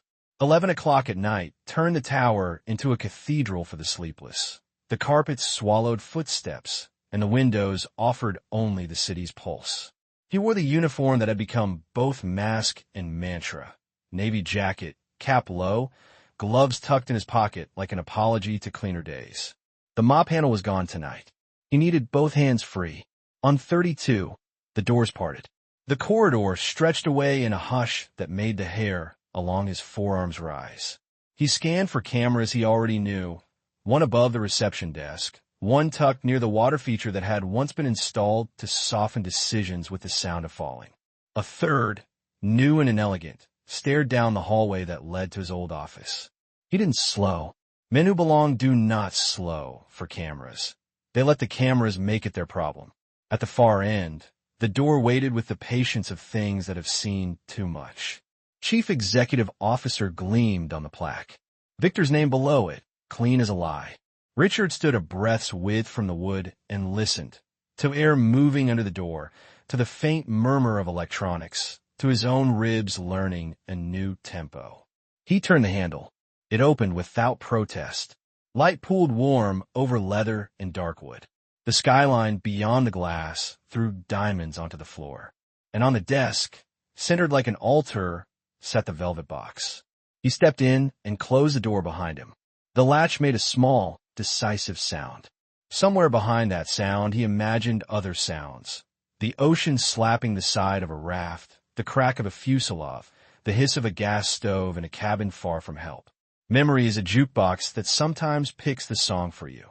He approached the desk the way you approach a sleeping animal you once owned. He opened the box. The ring watched him, old gold, the Hamilton crest engraved deep enough to hold dust from another century. His father's hands had warmed it. His hat, too. The ocean had kept its cousin. He lifted it. It was heavier than an apology and lighter than a promise. He turned it in his fingers. In the curved inside, the inscription he knew by heart. Fiat lux, let there be light. His father had liked the theater of Latin. Richard had tolerated it because he liked his father. Behind him, the door clicked, a whisper of a sound polite, inevitable. He didn't turn right away. He set the ring back in a box and closed the lid like a man closing a book he intends to finish later. Then he faced the room. Victor Kane leaned on the jamb with the comfort of a man who owns all the chairs. He dressed in a black suit that made the rest of the room look like it had overdressed. Dana slid in beside him, a sleek ghost, tablet cradled like a blade. 2 steps back in the hallway, visible through the outer glass, stood Arno, broad and precise, hands in his coat pockets, gazed gentle in the way of a man who does careful violence. "Good evening," Victor said, and for a second, through the years and the wreckage, Richard heard the old intimacy. "We were almost brothers," that tone said. "What a shame about the ocean." "Your hospitality improves," Richard said. "The last time you invited me somewhere, the catering was poor and the safety protocols worse." Victor smiled as if they were playing a game with antique rules. 7 years, and still you lead with a joke." "I learned to ration rage," Richard said. "It spoils if you keep it in the sun." Dana moved 3 inches into the room. "We prefer clarity to metaphor," she said calmly. "You're here because you wanted what's on the desk. We're here because we wanted you here. Let's not waste the hour pretending otherwise." "By all means," Richard said. "Waste is your department." Arno's reflection ghosted on the glass, patient, as if the room were a deli counter and he were waiting for his number to be called. Victor closed the door. The sound made the air change shape. "The ring is a courtesy," he said. "A symbol, a line thrown between 2 shores so that something human crosses with the numbers." "You kept it," Richard said. "Not as courtesy, as trophy." Victor's jaw worked once, very small. A tick that told the truth of him. "People keep what they think they've survived," he said. "You didn't survive me," Richard said. "You survived the absence of me. There's a difference." Dana slid the tablet awake. The screen lit her face from below, giving her the aspect of a courtroom portrait hung too low. "You turn on a light in a pantry," she said. "The board saw a ghost with a phone. The city saw a rumor with a haircut. You have paper, perhaps. You have an analyst with a father. You have a moralist with a townhouse. These are not weapons. These are stories. I've seen stories move money," Richard said. "I've seen them lift cities and bury men." Victor walked to the window and put his fingertips to the glass the way people touch cathedral columns. "You still think like a founder," he said. "Noble. Narrow. The world changed while you were soaking in salt. Companies are no longer men with rings. They are swarms. They are algorithms. They are containers for narratives we can buy wholesale in Singapore at 3 in the morning." "Then why are you here?" Richard asked. "In a room with a ring and a ghost." "Because sometimes," Victor said, voice fond and terrible, "it is efficient to pull out the nail." Dana tapped something, and the wall screen woke into a bloom of white. It resolved into a set of photos, grainy stills from the pantry window, the boardroom gleaming, the reflection sharp, a silver-haired janitor holding a phone. "Security footage belongs to us," she said lightly. "Imagine what we can do to a story that begins with trespass and ends with a fire alarm." "You'll leak me?" Richard asked, amused. "With what caption?" "Former CEO, moonlighting as janitor haunts own pantry." "I imagine the clicks would be exquisite." Dana did not rise. "We caption it with what always works," she said. "Unstable, obsessed, interfering with shareholder value. We make the reporter the story. We make the analyst reckless. We do math until the compassionate look expensive." "Compassion has always been expensive," Richard said. Victor turned back from the window. "This is going to end one of 2 ways," he said, practical as weather. You will disappear again, on your terms, with something in your pocket you can call dignity. Or I will help you disappear, and dignity will not be one of the souvenirs. He tipped his head at the velvet box. Take the ring. Go home. Write a book about the man who walked into the ocean and came back with hatred and a mop. It will sell. And the other way? Richard asked. You fight, Victor said. You bleed. You force me to pull threads I would prefer not to tug. You make me remind the world how you ran this place, what you didn't see, who you didn't save. I am not a cruel man, Richard, but I am thorough. The air in the room shifted again. It took Richard a second to realize why. Emily. Not in the room. Of course not, but close enough that he felt the voltage of her. He let his gaze skim the blind corners.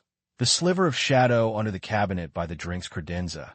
The vent grate that led to the skinny ductwork he, in another life, had insisted be big enough for a technician to wriggle through. The gap behind the long drape at the corner window. He did not see her. He did not need to. The presence of an ally is a weather system. He adjusted his breathing. You used to be hungry, Victor, he said. You used to want to build things you could put your name on. I learned to want better, Victor said softly. Someone else's, Richard said. Dana, check the time. We're at 10 minutes, she announced, like a conjurer keeping the show tight. Shall we conclude? Not yet, Richard said. He crossed to the drinks credenza and opened the door, as if very interested in whether the man who replaced him liked the same bourbon. Glass clinked. He poured water. He drank, not because he was thirsty, but because you cannot watch a man drink and read the future at the same time. Tell me about the plane, he said, setting the glass down with a neat click. Make your case to the only jury that matters to me. Victor's eyes didn't flicker. Engine failure, he said. The FAA has a file. The file has a spine. And yet you had me fly private that day, Richard said. And yet the pilot was a man you recommended. And yet the maintenance logs, when read at the right angle, look like poetry. Pretty words. Missing verbs. Dana's tablet brightened, as if hunger translated into lumens. If you allege. I don't allege, Richard said. I remember the smell of burning metal. I remember how quickly someone somewhere declared closure a virtue. I remember you at my funeral in a tie that didn't quite fit sadness. Victor exhaled. For a heartbeat, the mask shifted and the boy he had been, the clever, eager one, looked through. Then the surface smoothed. You want me to confess to murder, he said, almost amused. In my office, with the ring between us. You haven't left the theater at all. I want you to tell the truth out loud, Richard said. Once. Victor considered that. You could see him resist the urge to be brilliant for the sake of it. Here is a truth, he said. You were a genius at building cultures and a child at guarding your flanks. You were a romantic about markets and a Puritan about power. You hired me because you wanted someone to carry the metal for you. I learned to carry it, so well I forgot to drop it when it got hot. A small sound, like a breath catching, leaked from the corner window. Victor's gaze slid there, a fraction, nothing, and back. Richard didn't follow it. He kept his eyes on the man at the desk. You could drown a man in nuance, he said. It doesn't absolve you of pushing. Dana stepped closer to the desk. Enough. You turn on a light. We turn on 3. We can end this in the morning with a press release and a restraining order. Or we can end it now with a phone call and a hallway. Arno shifted in the glass. Not impatient. Never that. But aligned like a machine homing. Richard let the silence stretch until it started to feel like a rope. Then he cut it. You're right, he said. Let's end something now. He stepped to the window. His right hand went to the drape, not the corner near where he suspected Emily, but the opposite, making anyone in the room track his movement. With his left hand, gloved now, smooth, he lifted the velvet box and palmed the ring. Dana saw the right hand. Arna saw both. Victor watched the face. Richard jerked the drape. The night leaped in. City noise, heat shadows from the street, the distant siren that New York uses instead of lullabies. Light from the building opposite swung across the office, bright enough to flash in the camera mounted near the ceiling vent. Another recent addition. The flash was the point, not blinding, not dramatic, just enough to make the camera reset, to feed the recording a brief photic hiccup that any security analyst would log as glare. In the hiccup, Richard turned and, without flourish, tossed the ring toward Victor. It arced, a small sun, landed in Victor's palm with a soft, obscene intimacy. "Keep your trophy," Richard said. He could feel Dana recalibrating, Arno adjusting weight slightly to his left foot, Victor closing his fingers before pride could drop something it wanted to keep. And in that shifting geometry, where attention moved like heat seeking a body, the drink's credenza door, left ajar, reflected one brief, fleeting image. A narrow figure emerging from the vent behind the credenza, dust-streaked, eyes fierce, a flash drive clenched in her teeth before it passed her hand. Emily slid into the blind spot behind the couch like water, choosing the lower ground. The drape whispered again. The glare ended. The camera resumed its patient gaze and caught a tableau so ordinary it might have sold cologne. 3 executives, 1 ghost, and a city. "Why return the thing you came for?" Victor asked, genuinely curious, thumb stroking the ring once the way men touch wealth when they've loved it too long. "I didn't come for that," Richard said. "I came for what it meant to you." "Which is?" "That you believe the story ends when you keep the artifact," Richard said. "I'm here to suggest the story ends when you can't." Dana frowned. She had seen the way crowds move. She had learned to hear the beginning of stampedes.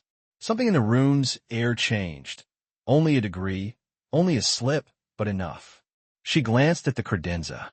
She saw a door close that had been opened. She took 2 steps, fast and silent, and pulled it wide. Shelves, a bottle, 2 glasses, dust where dust should be. She looked at Richard. He smiled like a man who has nothing left but nerve. "You keep your bourbon poorly," he said. The tablet chimed in her hand. She glanced down.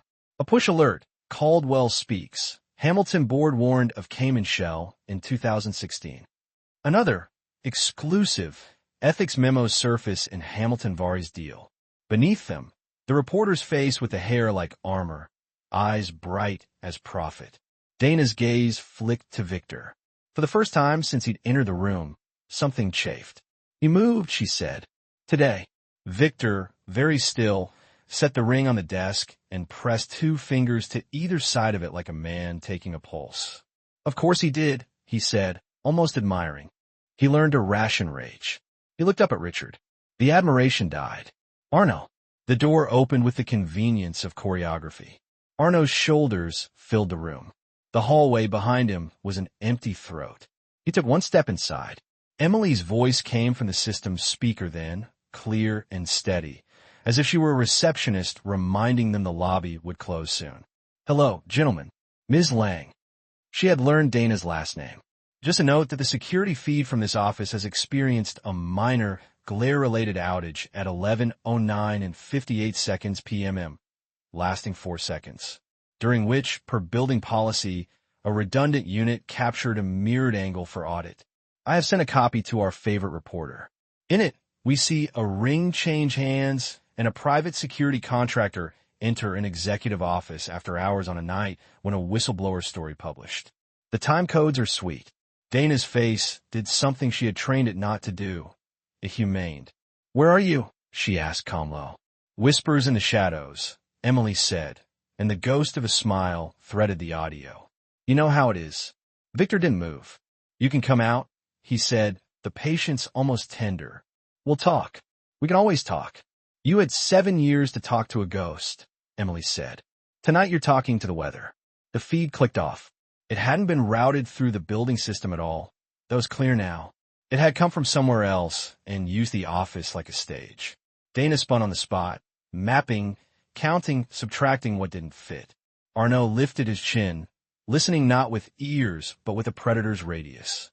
Richard had not breathed for 20 seconds. He let the air back in with care. "It ends one of 2 ways, you said," he told Victor softly. "There's a third. It doesn't end tonight."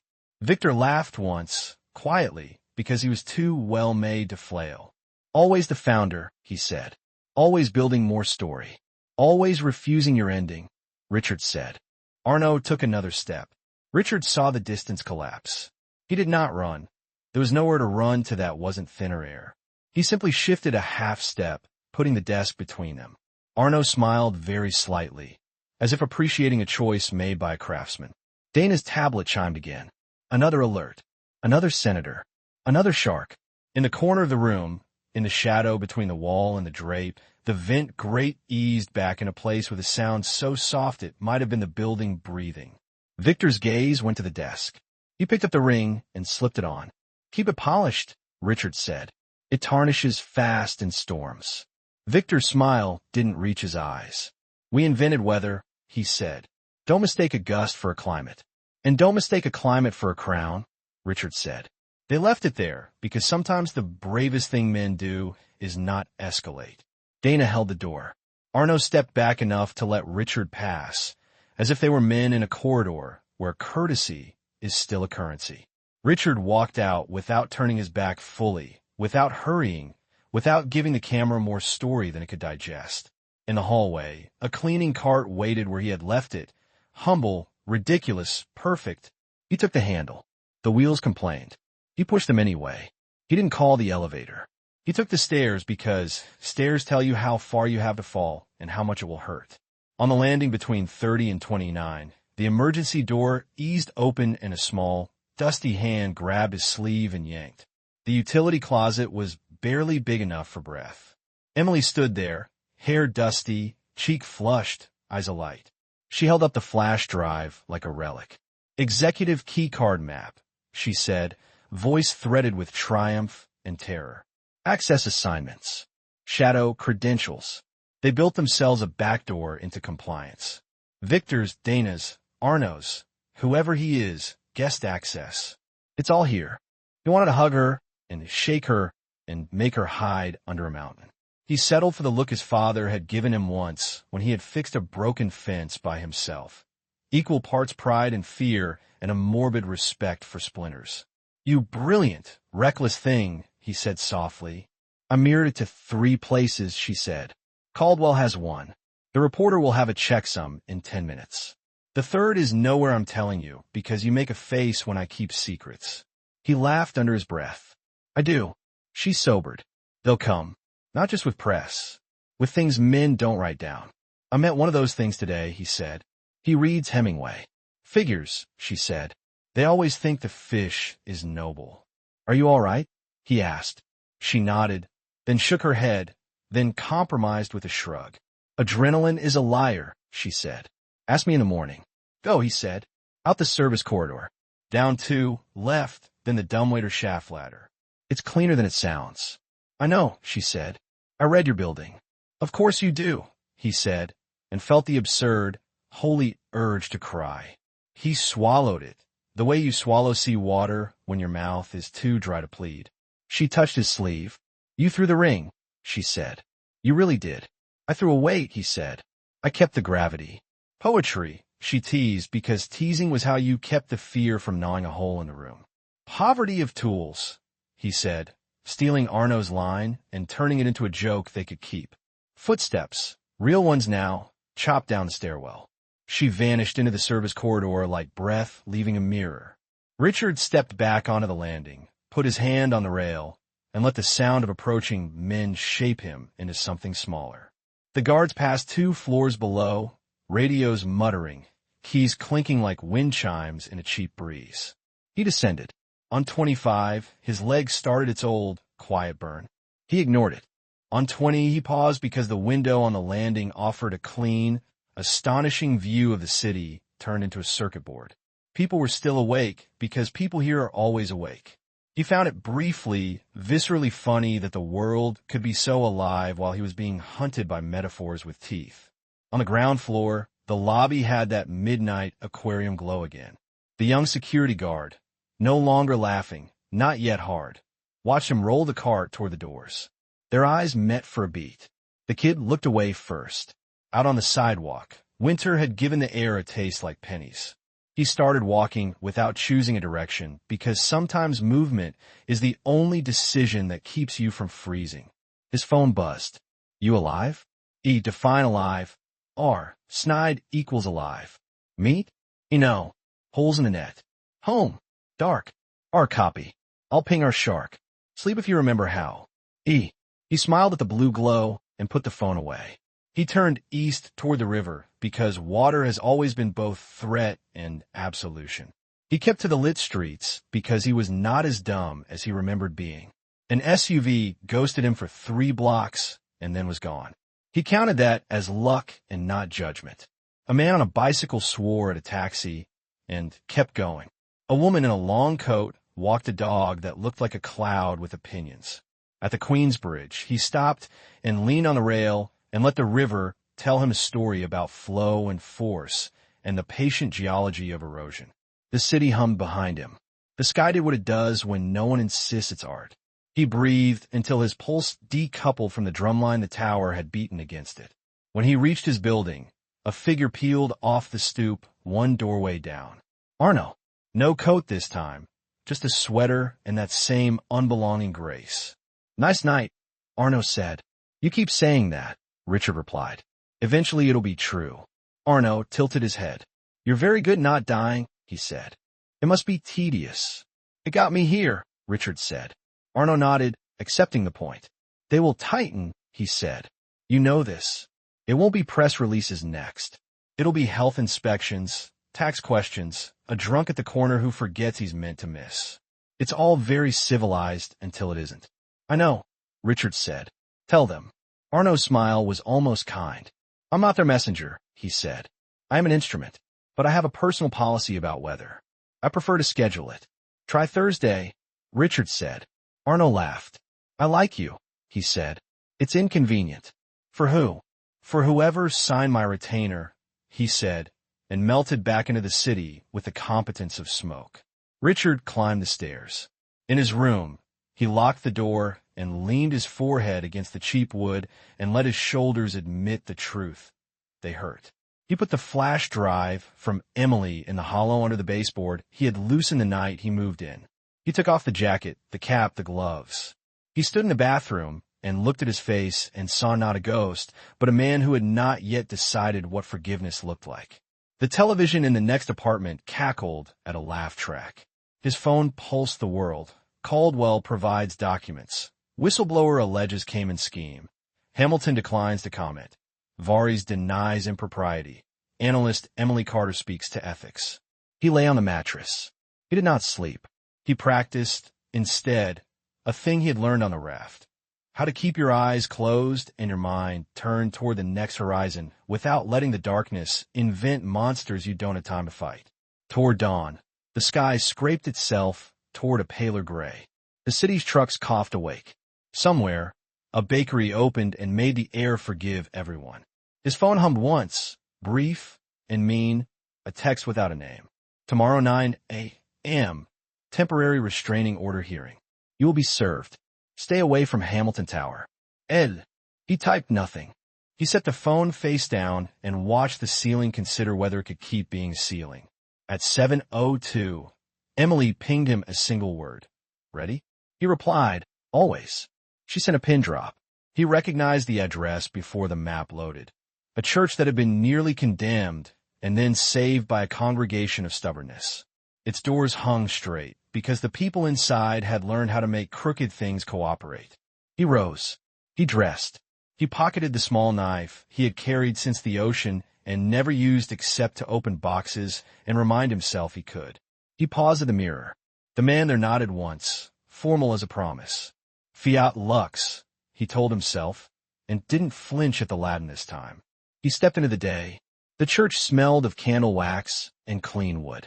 A half-dozen people knelt in front pews with the privacy of public devotion. In the side chapel, Emily stood beneath a stained-glass window that pretended the sky was kinder than it is.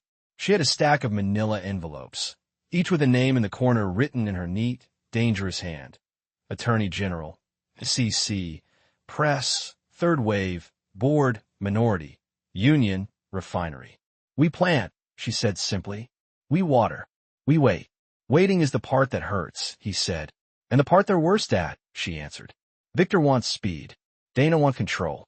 Arno wants a clean field. We give them time instead. Time is where people make mistakes. He nodded. The words felt like scaffolding he could trust for one more hour. Through the doorway came a woman in a blue coat with eyes honed on other people's lives. The reporter. She slipped into the pew beside Emily without genuflection. "You have no idea how loud this will get by tonight," she said without preamble.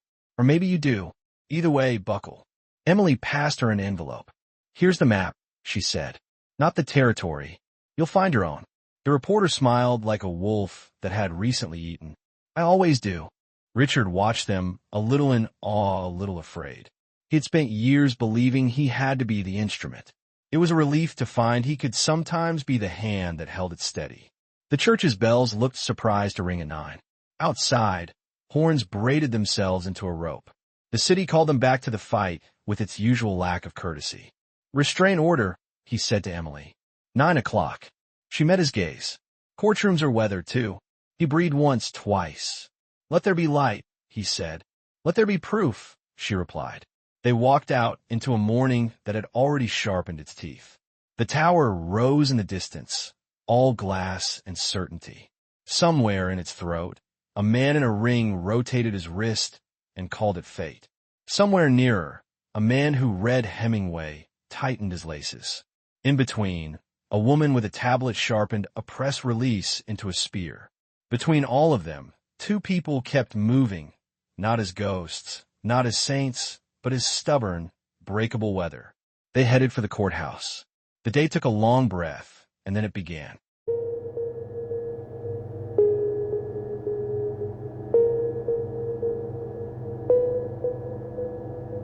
The courthouse on Center Street wore its columns like clenched fists. Morning traffic cuffed the steps with noise. Pigeons held their committee under the eaves, unimpressed by justice. Inside Part 42, the ceiling seemed built to hold thunder. It did. Lawyers brought their own. Richard sat one row behind the bar, cap in hand, jacket zipped to his throat. Emily slid beside him, a tight, not a presence.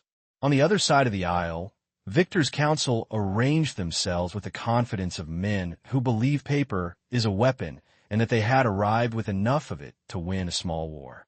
Dana sat behind them, pale and immaculate, a single sheet on her lap, as if she needed only one to end an era.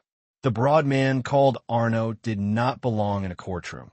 He sat anyway, near the door, a quiet underline.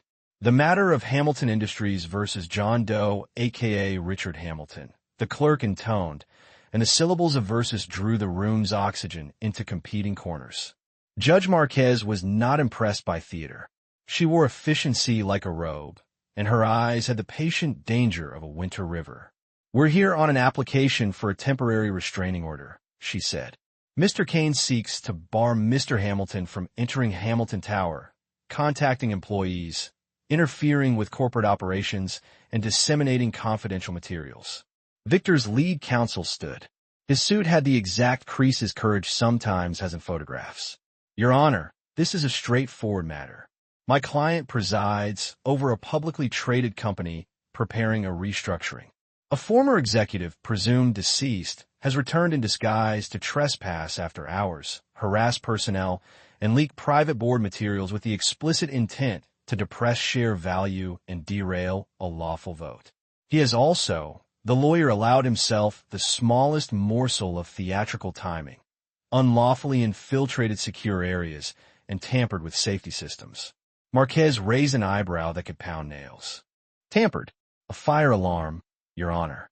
The building evacuated mid-broadcast. Was there fire? There was not.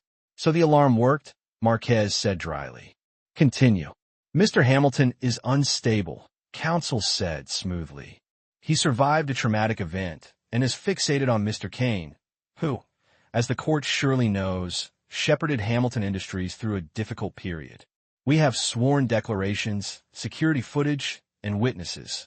We only seek to protect a vital enterprise and its employees from one man's obsession." Marquez turned her gaze to the defense table, which was conspicuously empty. "Is Mr. Hamilton represented?" Emily stood. "Not by counsel, Your Honor. By truth." She sounded young and unafraid. That combination unsettled rooms built for habit. "May I speak?" "Name for the record," Marquez said. "Emily Carter," she said. "Analyst, Hamilton Industries." Not a lawyer. No, Your Honor, Emily said. Merely a person with evidence. Victor's counsel smiled the way men do when someone brings a knife to a gunfight. Your Honor, this is irregular. What is it? Marquez said. Miss Carter, what evidence? Emily lifted a manila envelope. Ethics and Compliance Memos, authored by my father, Michael Carter, head of compliance under Mr. Hamilton. Dated 2016. He warned the general counsel of the exact shell entities Mr. Kane is using now to shift debt and liability offshore through Palace Holdings, Cayman. He was terminated 6 weeks later. Additionally, we have a security audit showing executive backdoor credentials were created to bypass compliance in the present restructuring. These are not rumors. These are records. Counsel recovered. Irrelevant to the narrow issue before the court. Relevance, Emily said, is that I work in a building where truth is treated like a trespasser. Mr. Hamilton turned on a pantry light. Mr. Kane turned off accountability. If you enjoin a whistle, Your Honor, you don't get silence, you get rot. Marquez extended a hand. Approach. They did, paper rustling like reeds before a storm. The judge read. She did not hurry. Victor watched her face the way a gambler watches a die rolling toward the edge of a table. Dana watched Victor. Arno watched the room, counting, as if mapping where exits would be if the law defected. Marquez set the papers down. Mr. Kane, are you present? Her eyes cut past counsel to the man himself. Victor stood. He looked practiced and perfectly human. Yes, Your Honor. Do you deny that your company employed the shell structures identified here? We deny any impropriety, he said. We operate within the law. Everybody does, Marquez murmured, then louder. Do you deny the creation of executive side access that bypasses compliance? Our systems are complex, Victor said carefully. Any such access would be for emergency use only. Emergencies like a whistleblower, Marquez said. Her voice could have cut glass. She looked at Richard then, directly. Mr. Hamilton. He stood, cap in hand. Your Honor. You turned on a light. Yes, he said. I have a bad habit of it. Were you in places you weren't supposed to be? Yes, he said again. I built most of those places. That doesn't make me their owner anymore. I accept that. You intend to continue entering the building? Richard let the silence breathe. Not after this morning, he said. There are other rooms. Marquez looked back to counsel. Restraints that protect property are one thing. Gagging allegations of corporate misconduct is another. Here is the order. Mr. Hamilton is barred from entering Hamilton Tower, except upon invitation by corporate counsel with notice to opposing parties, until a hearing on the merits. He is not barred from speaking to the press or regulators, nor is Ms. Carter, nor anyone else. If you believe crimes have occurred, bring me a criminal referral. Otherwise, take your reputational fights to the court you prefer, the public's. Victor's counsel sputtered. Your Honor. It's a TRO, Counselor, Marquez said. Temporary, narrow, and the only thing I trust in this story. Next matter. The gavel made a polite sound. The room exhaled. The law had not saved them. It had, at least, refused to be weaponized cheaply. On the steps, microphones bloomed like a brutal garden. The reporter with the hair like armor found them first. Mr. Hamilton, are you the source of the documents? Ms. Carter, are you risking your job? Did Hamilton Industries mislead the board regarding Palace? Emily stepped into the bristle of it. I'm risking something bigger than a job, she said. My father believed records matter. So do I. Richard lifted his cap, not to tip it but to show his face full. I'm not a rumor, he said. I'm a man who survived a plane and came home to find the ground tilting. We will answer questions at a shareholders' forum this afternoon at Hamilton Plaza. Public, not inside the tower. If Mr. Kane believes light is bad for business, he need not attend. But I invite him. You're restrained, the reporter said. Can you even hold a forum? On the sidewalk, Richard said. In the city I helped employ. Cameras made that hungry clicking sound that feels like rain before a blow. Emily squeezed his sleeve once hard. Arno watched from the curb, smiling very slightly, as if pleased that the crowd had chosen a battlefield he liked. Hamilton Plaza had been designed for lunchtime jazz and corporate contrition. By 3, A stage had grown from nowhere, microphones erected like slender black flowers. A small PA system leaned against the wind. Someone, Caldwell, probably, had called in permits. Someone else had called in more press. Security lined the edges with clip-on ties and eyes that try to be everywhere. Employees drifted out in ones and twos, then tens, then the river of them. Curiosity dissolves caution when spectacle is promised. A handful of refinery workers, in town for training and looking out of place among the press suits, stood in a tight, not near the front, caps tugged low. Arthur Mallory stood off to the side, his portfolio clasped to his chest as if it contained his breathing. Dana worked the perimeter like a seamstress, stitching holes in the room with a smile and a phone. Victor did not appear. At 3:18 p.m., Richard walked onto the stage in a suit he had not worn since the day before the crash.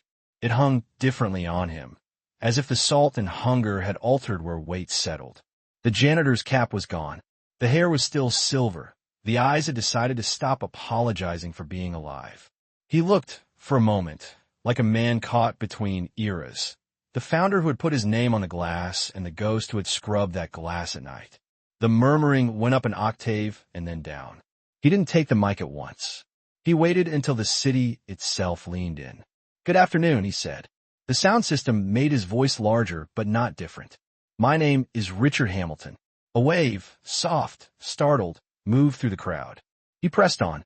7 years ago, I boarded a plane arranged by a man I trusted. I did not land. I did not die. I woke up to an ocean that wanted me and a world that didn't. I am not here to tell you I suffered. The world is generous with suffering. I am here to tell you I came back, and what I found when I did. He lifted a folder, one of the copies. These are records, not the kind you spin, the kind you file. My head of compliance warned our leadership about the structure being used now to move our liabilities offshore and sell our bones cheap to a friendly buyer. He was dismissed. The structure remained. It has a new name, but it is the same old trick. What do you call the thing a company believes when no one is looking? That's its soul. Our soul is on sale. He gestured to the refinery workers. Our people ask, what happens to us? Our answer cannot be a euphemism about retraining. You cannot retrain a community out of extinction. He saw Emily at the edge of the stage, phone in hand, eyes cataloging faces. He saw Caldwell in the second row, jaw set in a way that meant he'd found his spine in storage and dusted it off. He saw Arthur's eyelids flutter like a man deciding. I will not pretend I was a perfect steward, he said. There were days I loved markets more than men. There were nights I let numbers soothe me when someone needed me to walk 2 floors down and look them in the eye. But we are alive in the choices we make next. Today, our board passed a restructuring that looks like transformation and smells like surrender. You get a vote yet. Not on a chart. On what you will tolerate. A murmur rose. Fear, hope, held breath. He wanted to end there, on the edge of a wave. He didn't get to. 2 screens flanking the stage flickered. Dana had found the feed. A new slide appeared, brand new branding, perfect typography. A message from Hamilton Industries. Facts matter. Victor stepped into the light from the opposite side, like a man who had been waiting for his cue. Richard, he said into his mic, the false intimacy so well crafted it could fool people who wanted to be fooled. Welcome home. The crowd turned. The stage became a fulcrum. I'm not here to argue, Victor said. I'm here to clarify. He gestured and the screen changed. A scanned letter, apparently in Richard's hand, dated the month before the crash.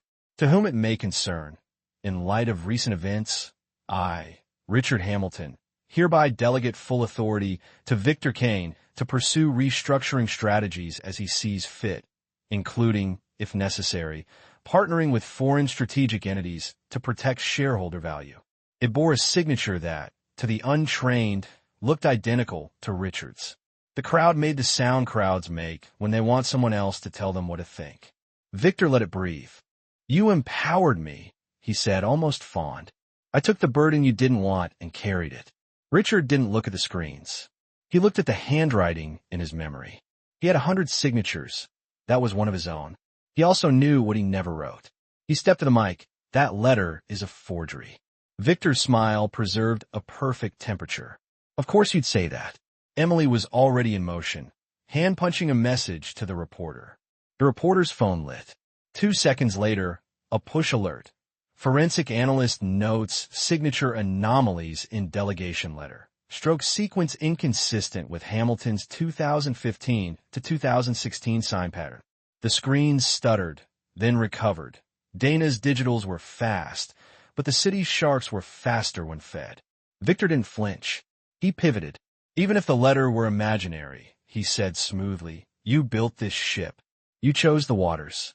Some of us learned to sail. Isn't that the dream of every founder, to see his heirs improvise? Not heirs, Richard said. Hijackers. Arno had stepped onto the apron of the stage, just inside the ropes. It looked like security. It wasn't. He was there to keep anyone from closing the distance between argument and consequence. He caught Richard's eye and gave an almost imperceptible shrug. Your move. What do you want? Victor asked as if generous. Richard felt the answer before he heard himself say it. A vote, he said. Not behind glass. Here. Now. You call it a town hall when it's safe. Let's honor the phrase when it isn't. Board members present. Raise your hands if you will support a stay on Orion pending independent review by an outside counsel who doesn't owe us golf. Caldwell's hand rose. Frobisher's, slow, old pride fighting newer fear, lifted like a flag the wind didn't want. Arthur's hand, shaking, rose halfway and then, with a visible act of civil courage, completed the journey. 2 more directors, faces pale, hands up. Dana's gaze ran across them, calibrating losses, calculating punishments. Victor's smile thin-lined. That's not a quorum, he said. It's a movement, Richard said. The refinery workers stepped forward. Their foreman, a woman with forearms like work and eyes like Sunday mornings, called out, You sell the pipe, my town dies. You got that math in a slide? Cameras drank her. There it was, the image none of Victor's graphs could outshine. The person who pays. Victor held his palms out in graceful appeal. No one wants towns to die, he said. We want them to evolve. Into what? She shot back. Hedge funds with zip codes. Laughter broke, bitter but contagious. Crowds love courage. Crowds also love blood. Dana could feel the slope of the room changing, the way a skier feels ice under powder. She spoke softly into her calm a moment later. The plaza's main screen flickered again, this time to a split screen of cable anchors who had learned the names Palace Holdings and Cayman and intended to use them for the next 6 hours. A senator's face appeared in a box. We will be requesting documents from Hamilton and Varys immediately. What you are watching, Victor said, voice steady as a metronome, is what happens when complex decisions are reduced to slogans. We will cooperate fully. We will continue to deliver results. Results for whom? Richard asked. Victor's eyes softened for a fraction of a beat, like a man remembering a song he loved before he turned it into hold music. For the entity that outlives all of us, he said. For Hamilton Industries. For the shareholders who trusted their capital to our stewardship. And the people who gave you more than capital? Richard asked. The ones who gave you years? They get transitions, Victor said, and there was the steel. Or severance. We're not a church. A brief wind lifted the corner of the tarp above the stage. The sky considered auditioning a storm. Richard felt the old rage move inside him, polite and lethal. He did not let it choose the next sentence. My father gave me this ring, he said, lifting his bare hand, and told me it meant let there be light. I threw it into the sea so no one could steal it. Mr. Kane kept the other. He believes that makes him heir. It makes him a collector. This company was not built to be curated. It was built to work, to make things, to mean something to people not on the earnings call. He turned to the refinery foreman. What's your name? Teresa Boone, she said, chin defiant. Teresa, he said into the mic. If Orion proceeds as written, what happens in your town? School closes in a year, Teresa said without drama. My brother loses his house. My mother stops getting the pills that let her walk to her garden. I move away. The church becomes a thrift store. The plaza went quiet the way theaters do when a monologue lands truer than they wanted. Victor adjusted his tie. Empathy without solutions is theater, he said. Then here's a solution, Emily called, stepping into the footlights uninvited. She held up a second flash drive. Independent review of Orion's debt assignment, full public report. A pause on asset sales until that's done. A worker's seat on the restructuring committee. Sunlight. That's the offer. Who are you? Someone shouted. Emily Carter, she said. Daughter of the man who warned them. Analyst. Citizen. A chant, small and clumsy at first, caught. Review. Review. It was not eloquent. It was oxygen. It's illegal to hold a shareholder vote in a plaza, Victor said, but he had yielded a step, and in rooms like this, steps are verdicts. Then host one in the hall, Richard said. Tonight, you have lights. You have chairs. You have the same city we do. He looked out over the crowd, found faces he recognized from a lifetime ago. An accountant who once stayed late to help a trainee balance. An engineer who loved pipe more than people. A receptionist who used to hand him peppermints and tell him when to smile. He felt what founders feel when the thing they started looks back at them and asks if they're still responsible. Come back to the head of the table, Victor said suddenly, and the sentence sliced the plaza into a before and an after, as if the past had been a negotiation that could be reopened with a gesture. Publicly, sit with me tonight. Show the world we are united. Emily's eyes widened. It was brilliance. It neutralized the optics. It painted Richard as a theatrical old lion demanding an audience instead of a witness. If he sat, he lent his shape to Orion. If he refused, he looked obstinate and small. He remembered the raft then, the way the ocean had taught him that survival is choosing where to put your weight. He breathed once. He found the answer and didn't love it and was certain anyway. I'll sit, he said, and the plaza drew the sharp breath of a crowd watching a man walk a wire, on one condition. We invite an outside council of reputation, now, to moderate and accept questions from employees and press. We stream it with no delay, and we open the executive archive for the evening to the Attorney General's office and the SEC. Dana's face didn't move. Her hands did. The comms lit the edges like torches. Victor smiled like a man who has just been offered a duel on the opponent's preferred terrain and accepts because he trusts his hands more than the hill. Done, he said. Tonight, Richard said. 8, Victor replied. Boardroom. Stream, Emily called. Stream, Victor repeated, and Dana nodded once, crisp as a kill. Arno's mouth twitched, not quite a grin. He enjoyed danger when it dressed well. He tipped his head at Richard as if to say, Thank you for bringing me something worth my retainer. The plaza broke into groups, reporters dialing, employees arguing in undertones, refinery workers calling home, directors retreating to find a spine or a story. The sky held its breath. Richard stepped down from the stage into a tide of hands and voices, some grateful, some pleading, some angry in the specific way people get when hope is offered and might be withdrawn. He moved through them without letting their fingers turn him. Emily fell in beside him, small and fierce. That condition, she said under the noise. You sure gave them one. They had to say yes, he said. In sunlight. Refusal is a confession. And in sunlight, she said, they'll send clouds. He glanced at the tower. Then we will be weather. The boardroom at 8 looked like a stage dressed by a committee afraid of looking afraid. Lights sat in the corners like obedient astronauts. Cameras stared without blinking. A placard with the name of the outside counsel, Honorable Asha Tilden, rested at the center position.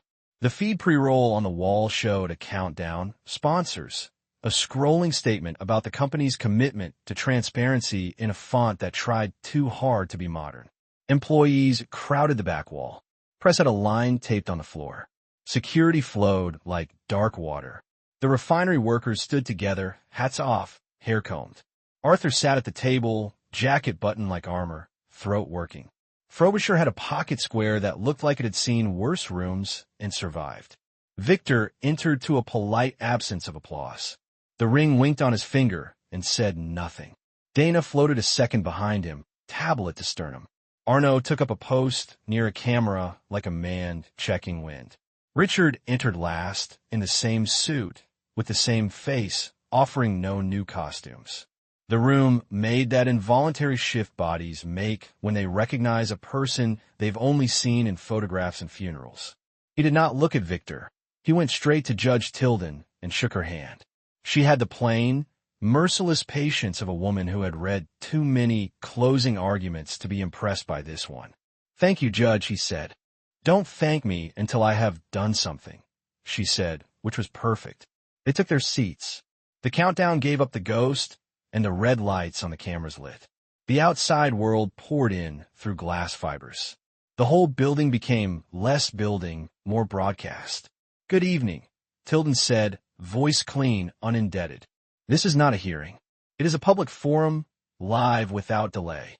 We will accept questions from employees, press, and shareholders. We will not allow personal attacks or legal posturing. This is not for show. This is for record.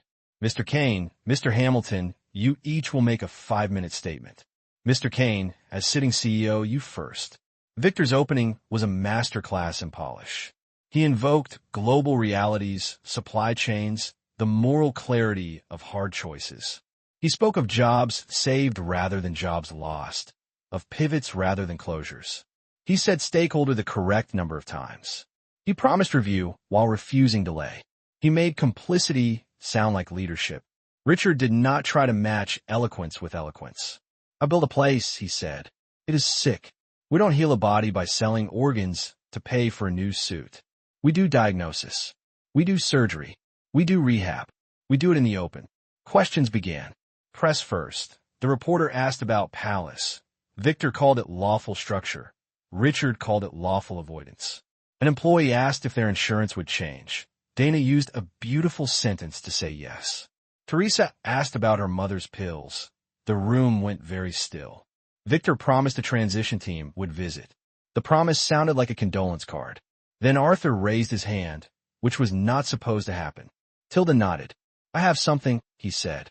His voice had become a wire with voltage. He opened his portfolio and slid an envelope toward the judge, then toward the camera, then toward Victor in that order. "This is a memo from legal, 2 days after Michael Carter's warning. It acknowledges the structure and suggests, quote, 'We push decision to the board with context suggesting inevitability.'" I signed off. I did that. I am ashamed. The room sucked air. Victor kept his face. Dana didn't. She looked at Arthur like a woman discovering a hairline crack in a glass she had thought unbreakable. "Why now, Mr. Mallory?" Tilden asked. "Because I tasted metal," he said, and the refinery workers smiled with a kind of ruthless joy, as if watching a conversion they hadn't dared hope for. Victor leaned in, finally showing teeth. "Arthur, you remained a beneficiary of these strategies. A contrition play won't launder you." "I don't want a laundering," Arthur said. "I want to stop." "Motion noted," Tilden said dryly. "It's not my court, but the court of public record has heard you." Dana tapped her tablet. The screen behind them flashed, streaming interrupted, then steadied. A glitch. A warning. Emily was already moving along the wall like a woman tracing a leak. A young developer from R&D stood without waiting to be recognized. "I don't care about Cayman," he said. "I care if we get to keep building. If Orion means we sell the refinery but invest in clean, say it. If Orion means we sell the refinery to fund buybacks, say that." Victor chose honesty shaped into strategy. "We will execute buybacks," he said. "Our stock is undervalued." "And people?" the developer asked. "People are paid out," Victor said. "People are not units," Richard said. "Neither are shareholders," Victor snapped, and for the first time, the veneer wobbled. There he was, the man who measured weight in dollars and sleep in quarterly increments. "Last question," Tilden said, because she could sense when rooms begin to eat themselves. She pointed to the refinery section. Teresa stood again. "When you come to my town," she said to Victor, "will you bring your ring?" The line should have been melodrama. It wasn't. It was a request for an icon to match the loss. Victor lifted his hand, ring catching light. "I will," he said. "Good," Teresa said. "We'll show you what it means." Tilden closed it. "This forum will be transmitted to the Attorney General and the SEC. Hamilton Industries will produce documents requested within 5 business days. Mr. Kane will schedule town halls at affected sites within 10 days. Mr. Hamilton will stay outside the building unless invited for a specific purpose. This isn't a verdict. It is a record. Make of it what your shareholders and your consciences demand. The red lights went out. The room breathed like a lung sparked back to rhythm. People stood. People didn't move. It was both. Victor rose. Well played, he said to Richard, not smiling. I'm not playing, Richard said. You always are, Victor said. You just prefer older rules. Dana approached Emily with a smile, used for knives wrapped in silk. When you're tired, she said softly, we will still be here. When you're tired, Emily said back, you'll still be you. Arno leaned toward Richard as they passed in the aisle. Your wave landed, he murmured. They'll send a bigger one. I learned to float, Richard said. Everyone learns, Arno said. Not everyone survives the lesson. In the hall, employees spoke to each other like people reclaiming the habit. The refinery workers hugged Teresa like she'd scored a point for a town. Arthur stood by the window, the city making a map on the glass, relief and terror moving through him like weather fronts. Caldwell caught Richard's sleeve. You have a night, he said. Use it if you need to. Richard stepped to the glass. The city looked back without pity and without malice, which is the closest thing to justice it offers.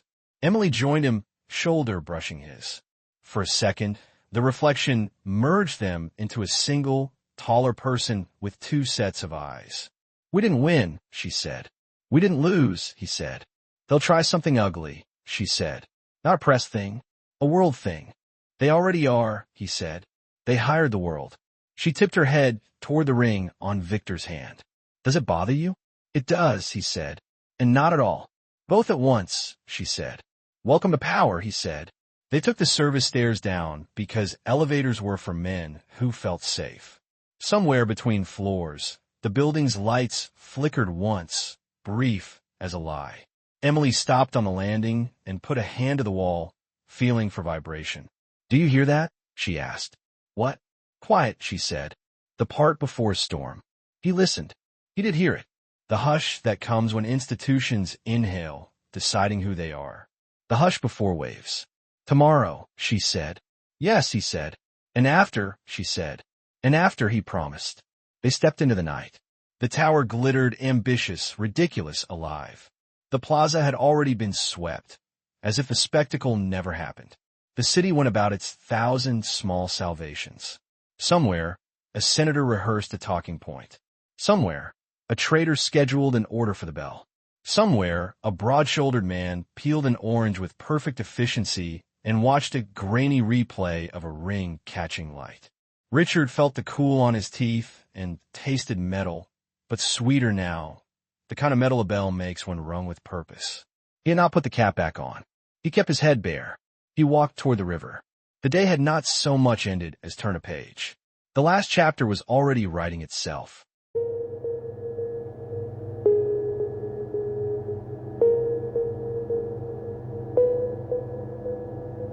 The Hudson at dawn was a sheet of bruised steel. Barges dragged themselves south, stubborn as mules, and gulls cried above as if mocking the idea of permanence. Richard stood at the railing of a pier that still remembered when ships mattered more than numbers. His breath steamed. He had slept 3 hours, no more, but his mind had not slowed since the boardroom's lights had gone dark. A text from Emily arrived before sunrise. The moving fast. Dana called a continuity meeting for noon. Bored. No press. No employees. Just a circle. He typed. Where? Your old office. Of course. He smiled without humor. Of course. By 10, Manhattan was restless. Headlines screamed in fonts too large to ignore. Hamilton showdown. Kane versus Ghost. Cayman shell exposed. On financial TV, analysts sharpened their knives, some calling Richard a savior, others a relic. Senators lined up to demand hearings. Reporters circled Hamilton Tower like gulls at a landfill. Inside the building, the air was too clean, the hallways too silent. Employees moved in tight groups, whispering as if the walls had finally learned to listen. Security doubled at the elevators. Even the coffee tasted like strategy. Emily waited for him in a supply alcove 2 floors below the top. She wore black again, her eyes lit with both fear and fire. You shouldn't be here. The order. They invited me, he said. That's all the law cares about. They invited you to a trap. I've walked into worse, he said. She handed him a folder. Inside, copies of the access logs from the executive archive. Each line bore a digital signature. Victor, Dana, Arno, others. The timestamps placed them in the vault the very night after Michael Carter's warning. They knew, Emily whispered. They didn't just ignore him. They went in. They buried it. Then we bring it, Richard said. He slid the folder inside his jacket. Promise me one thing, she said, voice taut. If it goes wrong, if Arno moves, you don't stay to fight. You get out. I survived the ocean, he said. And that's exactly why I don't want to watch you drown on carpet, she said. He almost laughed. Instead, he touched her shoulder, brief, the way his father once had when handing him the ring. We'll end it today. At noon, the boardroom was full. The lights were too bright, the microphones live, but muted. Victor sat at the head of the table, the ring gleaming like a crown disguised as jewelry. Dana flanked him, posture perfect, eyes unreadable. Arno leaned against the far wall, massive, calm, his presence a dare. Richard entered with the steadiness of a man who had decided not to bow to ghosts. Emily slipped in behind him, uninvited, carrying her own slim binder. Ah, Victor said smoothly. The prodigal. And his squire. Richard ignored the barb. He took a seat opposite the ring. For a heartbeat, the table seemed as it once had. Polished, proud, a place for vision rather than betrayal. We're not here for nostalgia, Dana said crisply. We're here because instability kills markets. Mr. Kane has convened this board to finalize Orion, reaffirm leadership, and move forward. And bury the bodies, Emily muttered. Victor's smile didn't flicker. By all means, he said, present your ghost stories. Richard pulled the folder from his jacket. He placed it on the table and slid forward. Access logs. Executive keys. The night Michael Carter raised the alarm, you and your people entered the archive.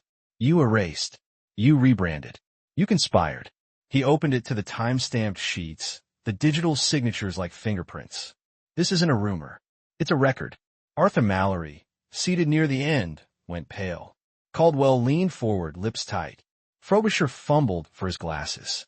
Victor didn't blink. He glanced at Dana. She tapped her tablet once, twice. Fabrications, she said evenly. Spoofed metadata. Anyone with a grudge could assemble this. Emily's voice cut through. Not anyone. Only someone with system-level clearance. Which means you just confessed you recognize it. A ripple moved around the table. Even old men who had spent their lives nodding at numbers sat straighter. Victor exhaled softly, as if disappointed rather than cornered. Richard, you always mistook paperwork for truth. Paperwork is theater. Truth is continuity. This company survives because I keep it alive. You were willing to let it drown with you. Richard leaned forward. You didn't save it. You stole it. And today, you answer. Dana moved to speak, but a voice from the doorway cut her. Answer to us, it said. The Attorney General of New York entered, flanked by 2 investigators in sober suits. Cameras followed. The press had been tipped. Emily's doing, Richard knew. She had seeded the timing like a fuse. Mr. Kane, the AG said, voice calm and lethal. We're here for documents relating to Orion and Palace Holdings. Effective immediately, Hamilton Industries is subject to a preservation order. No shredding, no deletions, no more shadows. The boardroom detonated, not in fire but in sound. Voices rose. Chairs scraped. Dana hissed into her calm. Arthur whispered prayers. Caldwell smiled grimly. Victor alone remained still. He turned the ring on his finger once, twice, then stood. You think sunlight frightens me? He asked, quiet but carrying. I built empires in it. You think indictments matter? I have lawyers who make prosecutors vanish. This, he gestured to Richard, to Emily, to the folder, is spectacle. And spectacles burn out. Richard rose too. The 2 men faced each other across the table that had once been a bridge. You're right, Richard said. Spectacles burn out, but records remain. He pointed to the cameras. And the world is watching. Victor's smile faltered. Only a fraction. Enough. The AG's people began collecting boxes, drives, Dana's tablet. For the first time, she looked rattled. Arno shifted his weight, but didn't move. His eyes met Richard's across the chaos. Respect. Warning. A farewell, maybe. Richard reached for Emily's hand. She squeezed once, hard. It's done, she whispered. No, Richard said softly. It's beginning. The collapse came fast. That evening, cable news looped the footage. Victor's face caught between arrogance and shock. Richard standing tall, Emily fierce at his side. Senators demanded hearings. Regulators swarmed. Hamilton Industries' stock plummeted, then steadied, then surged as investors scented change. Within 48 hours, Victor Kane was placed on leave pending investigation.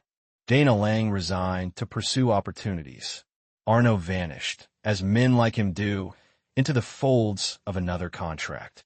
And Richard Hamilton, once thought drowned, stood again at the head of table. The board voted him interim CEO. The employees cheered. The press hailed him a phoenix.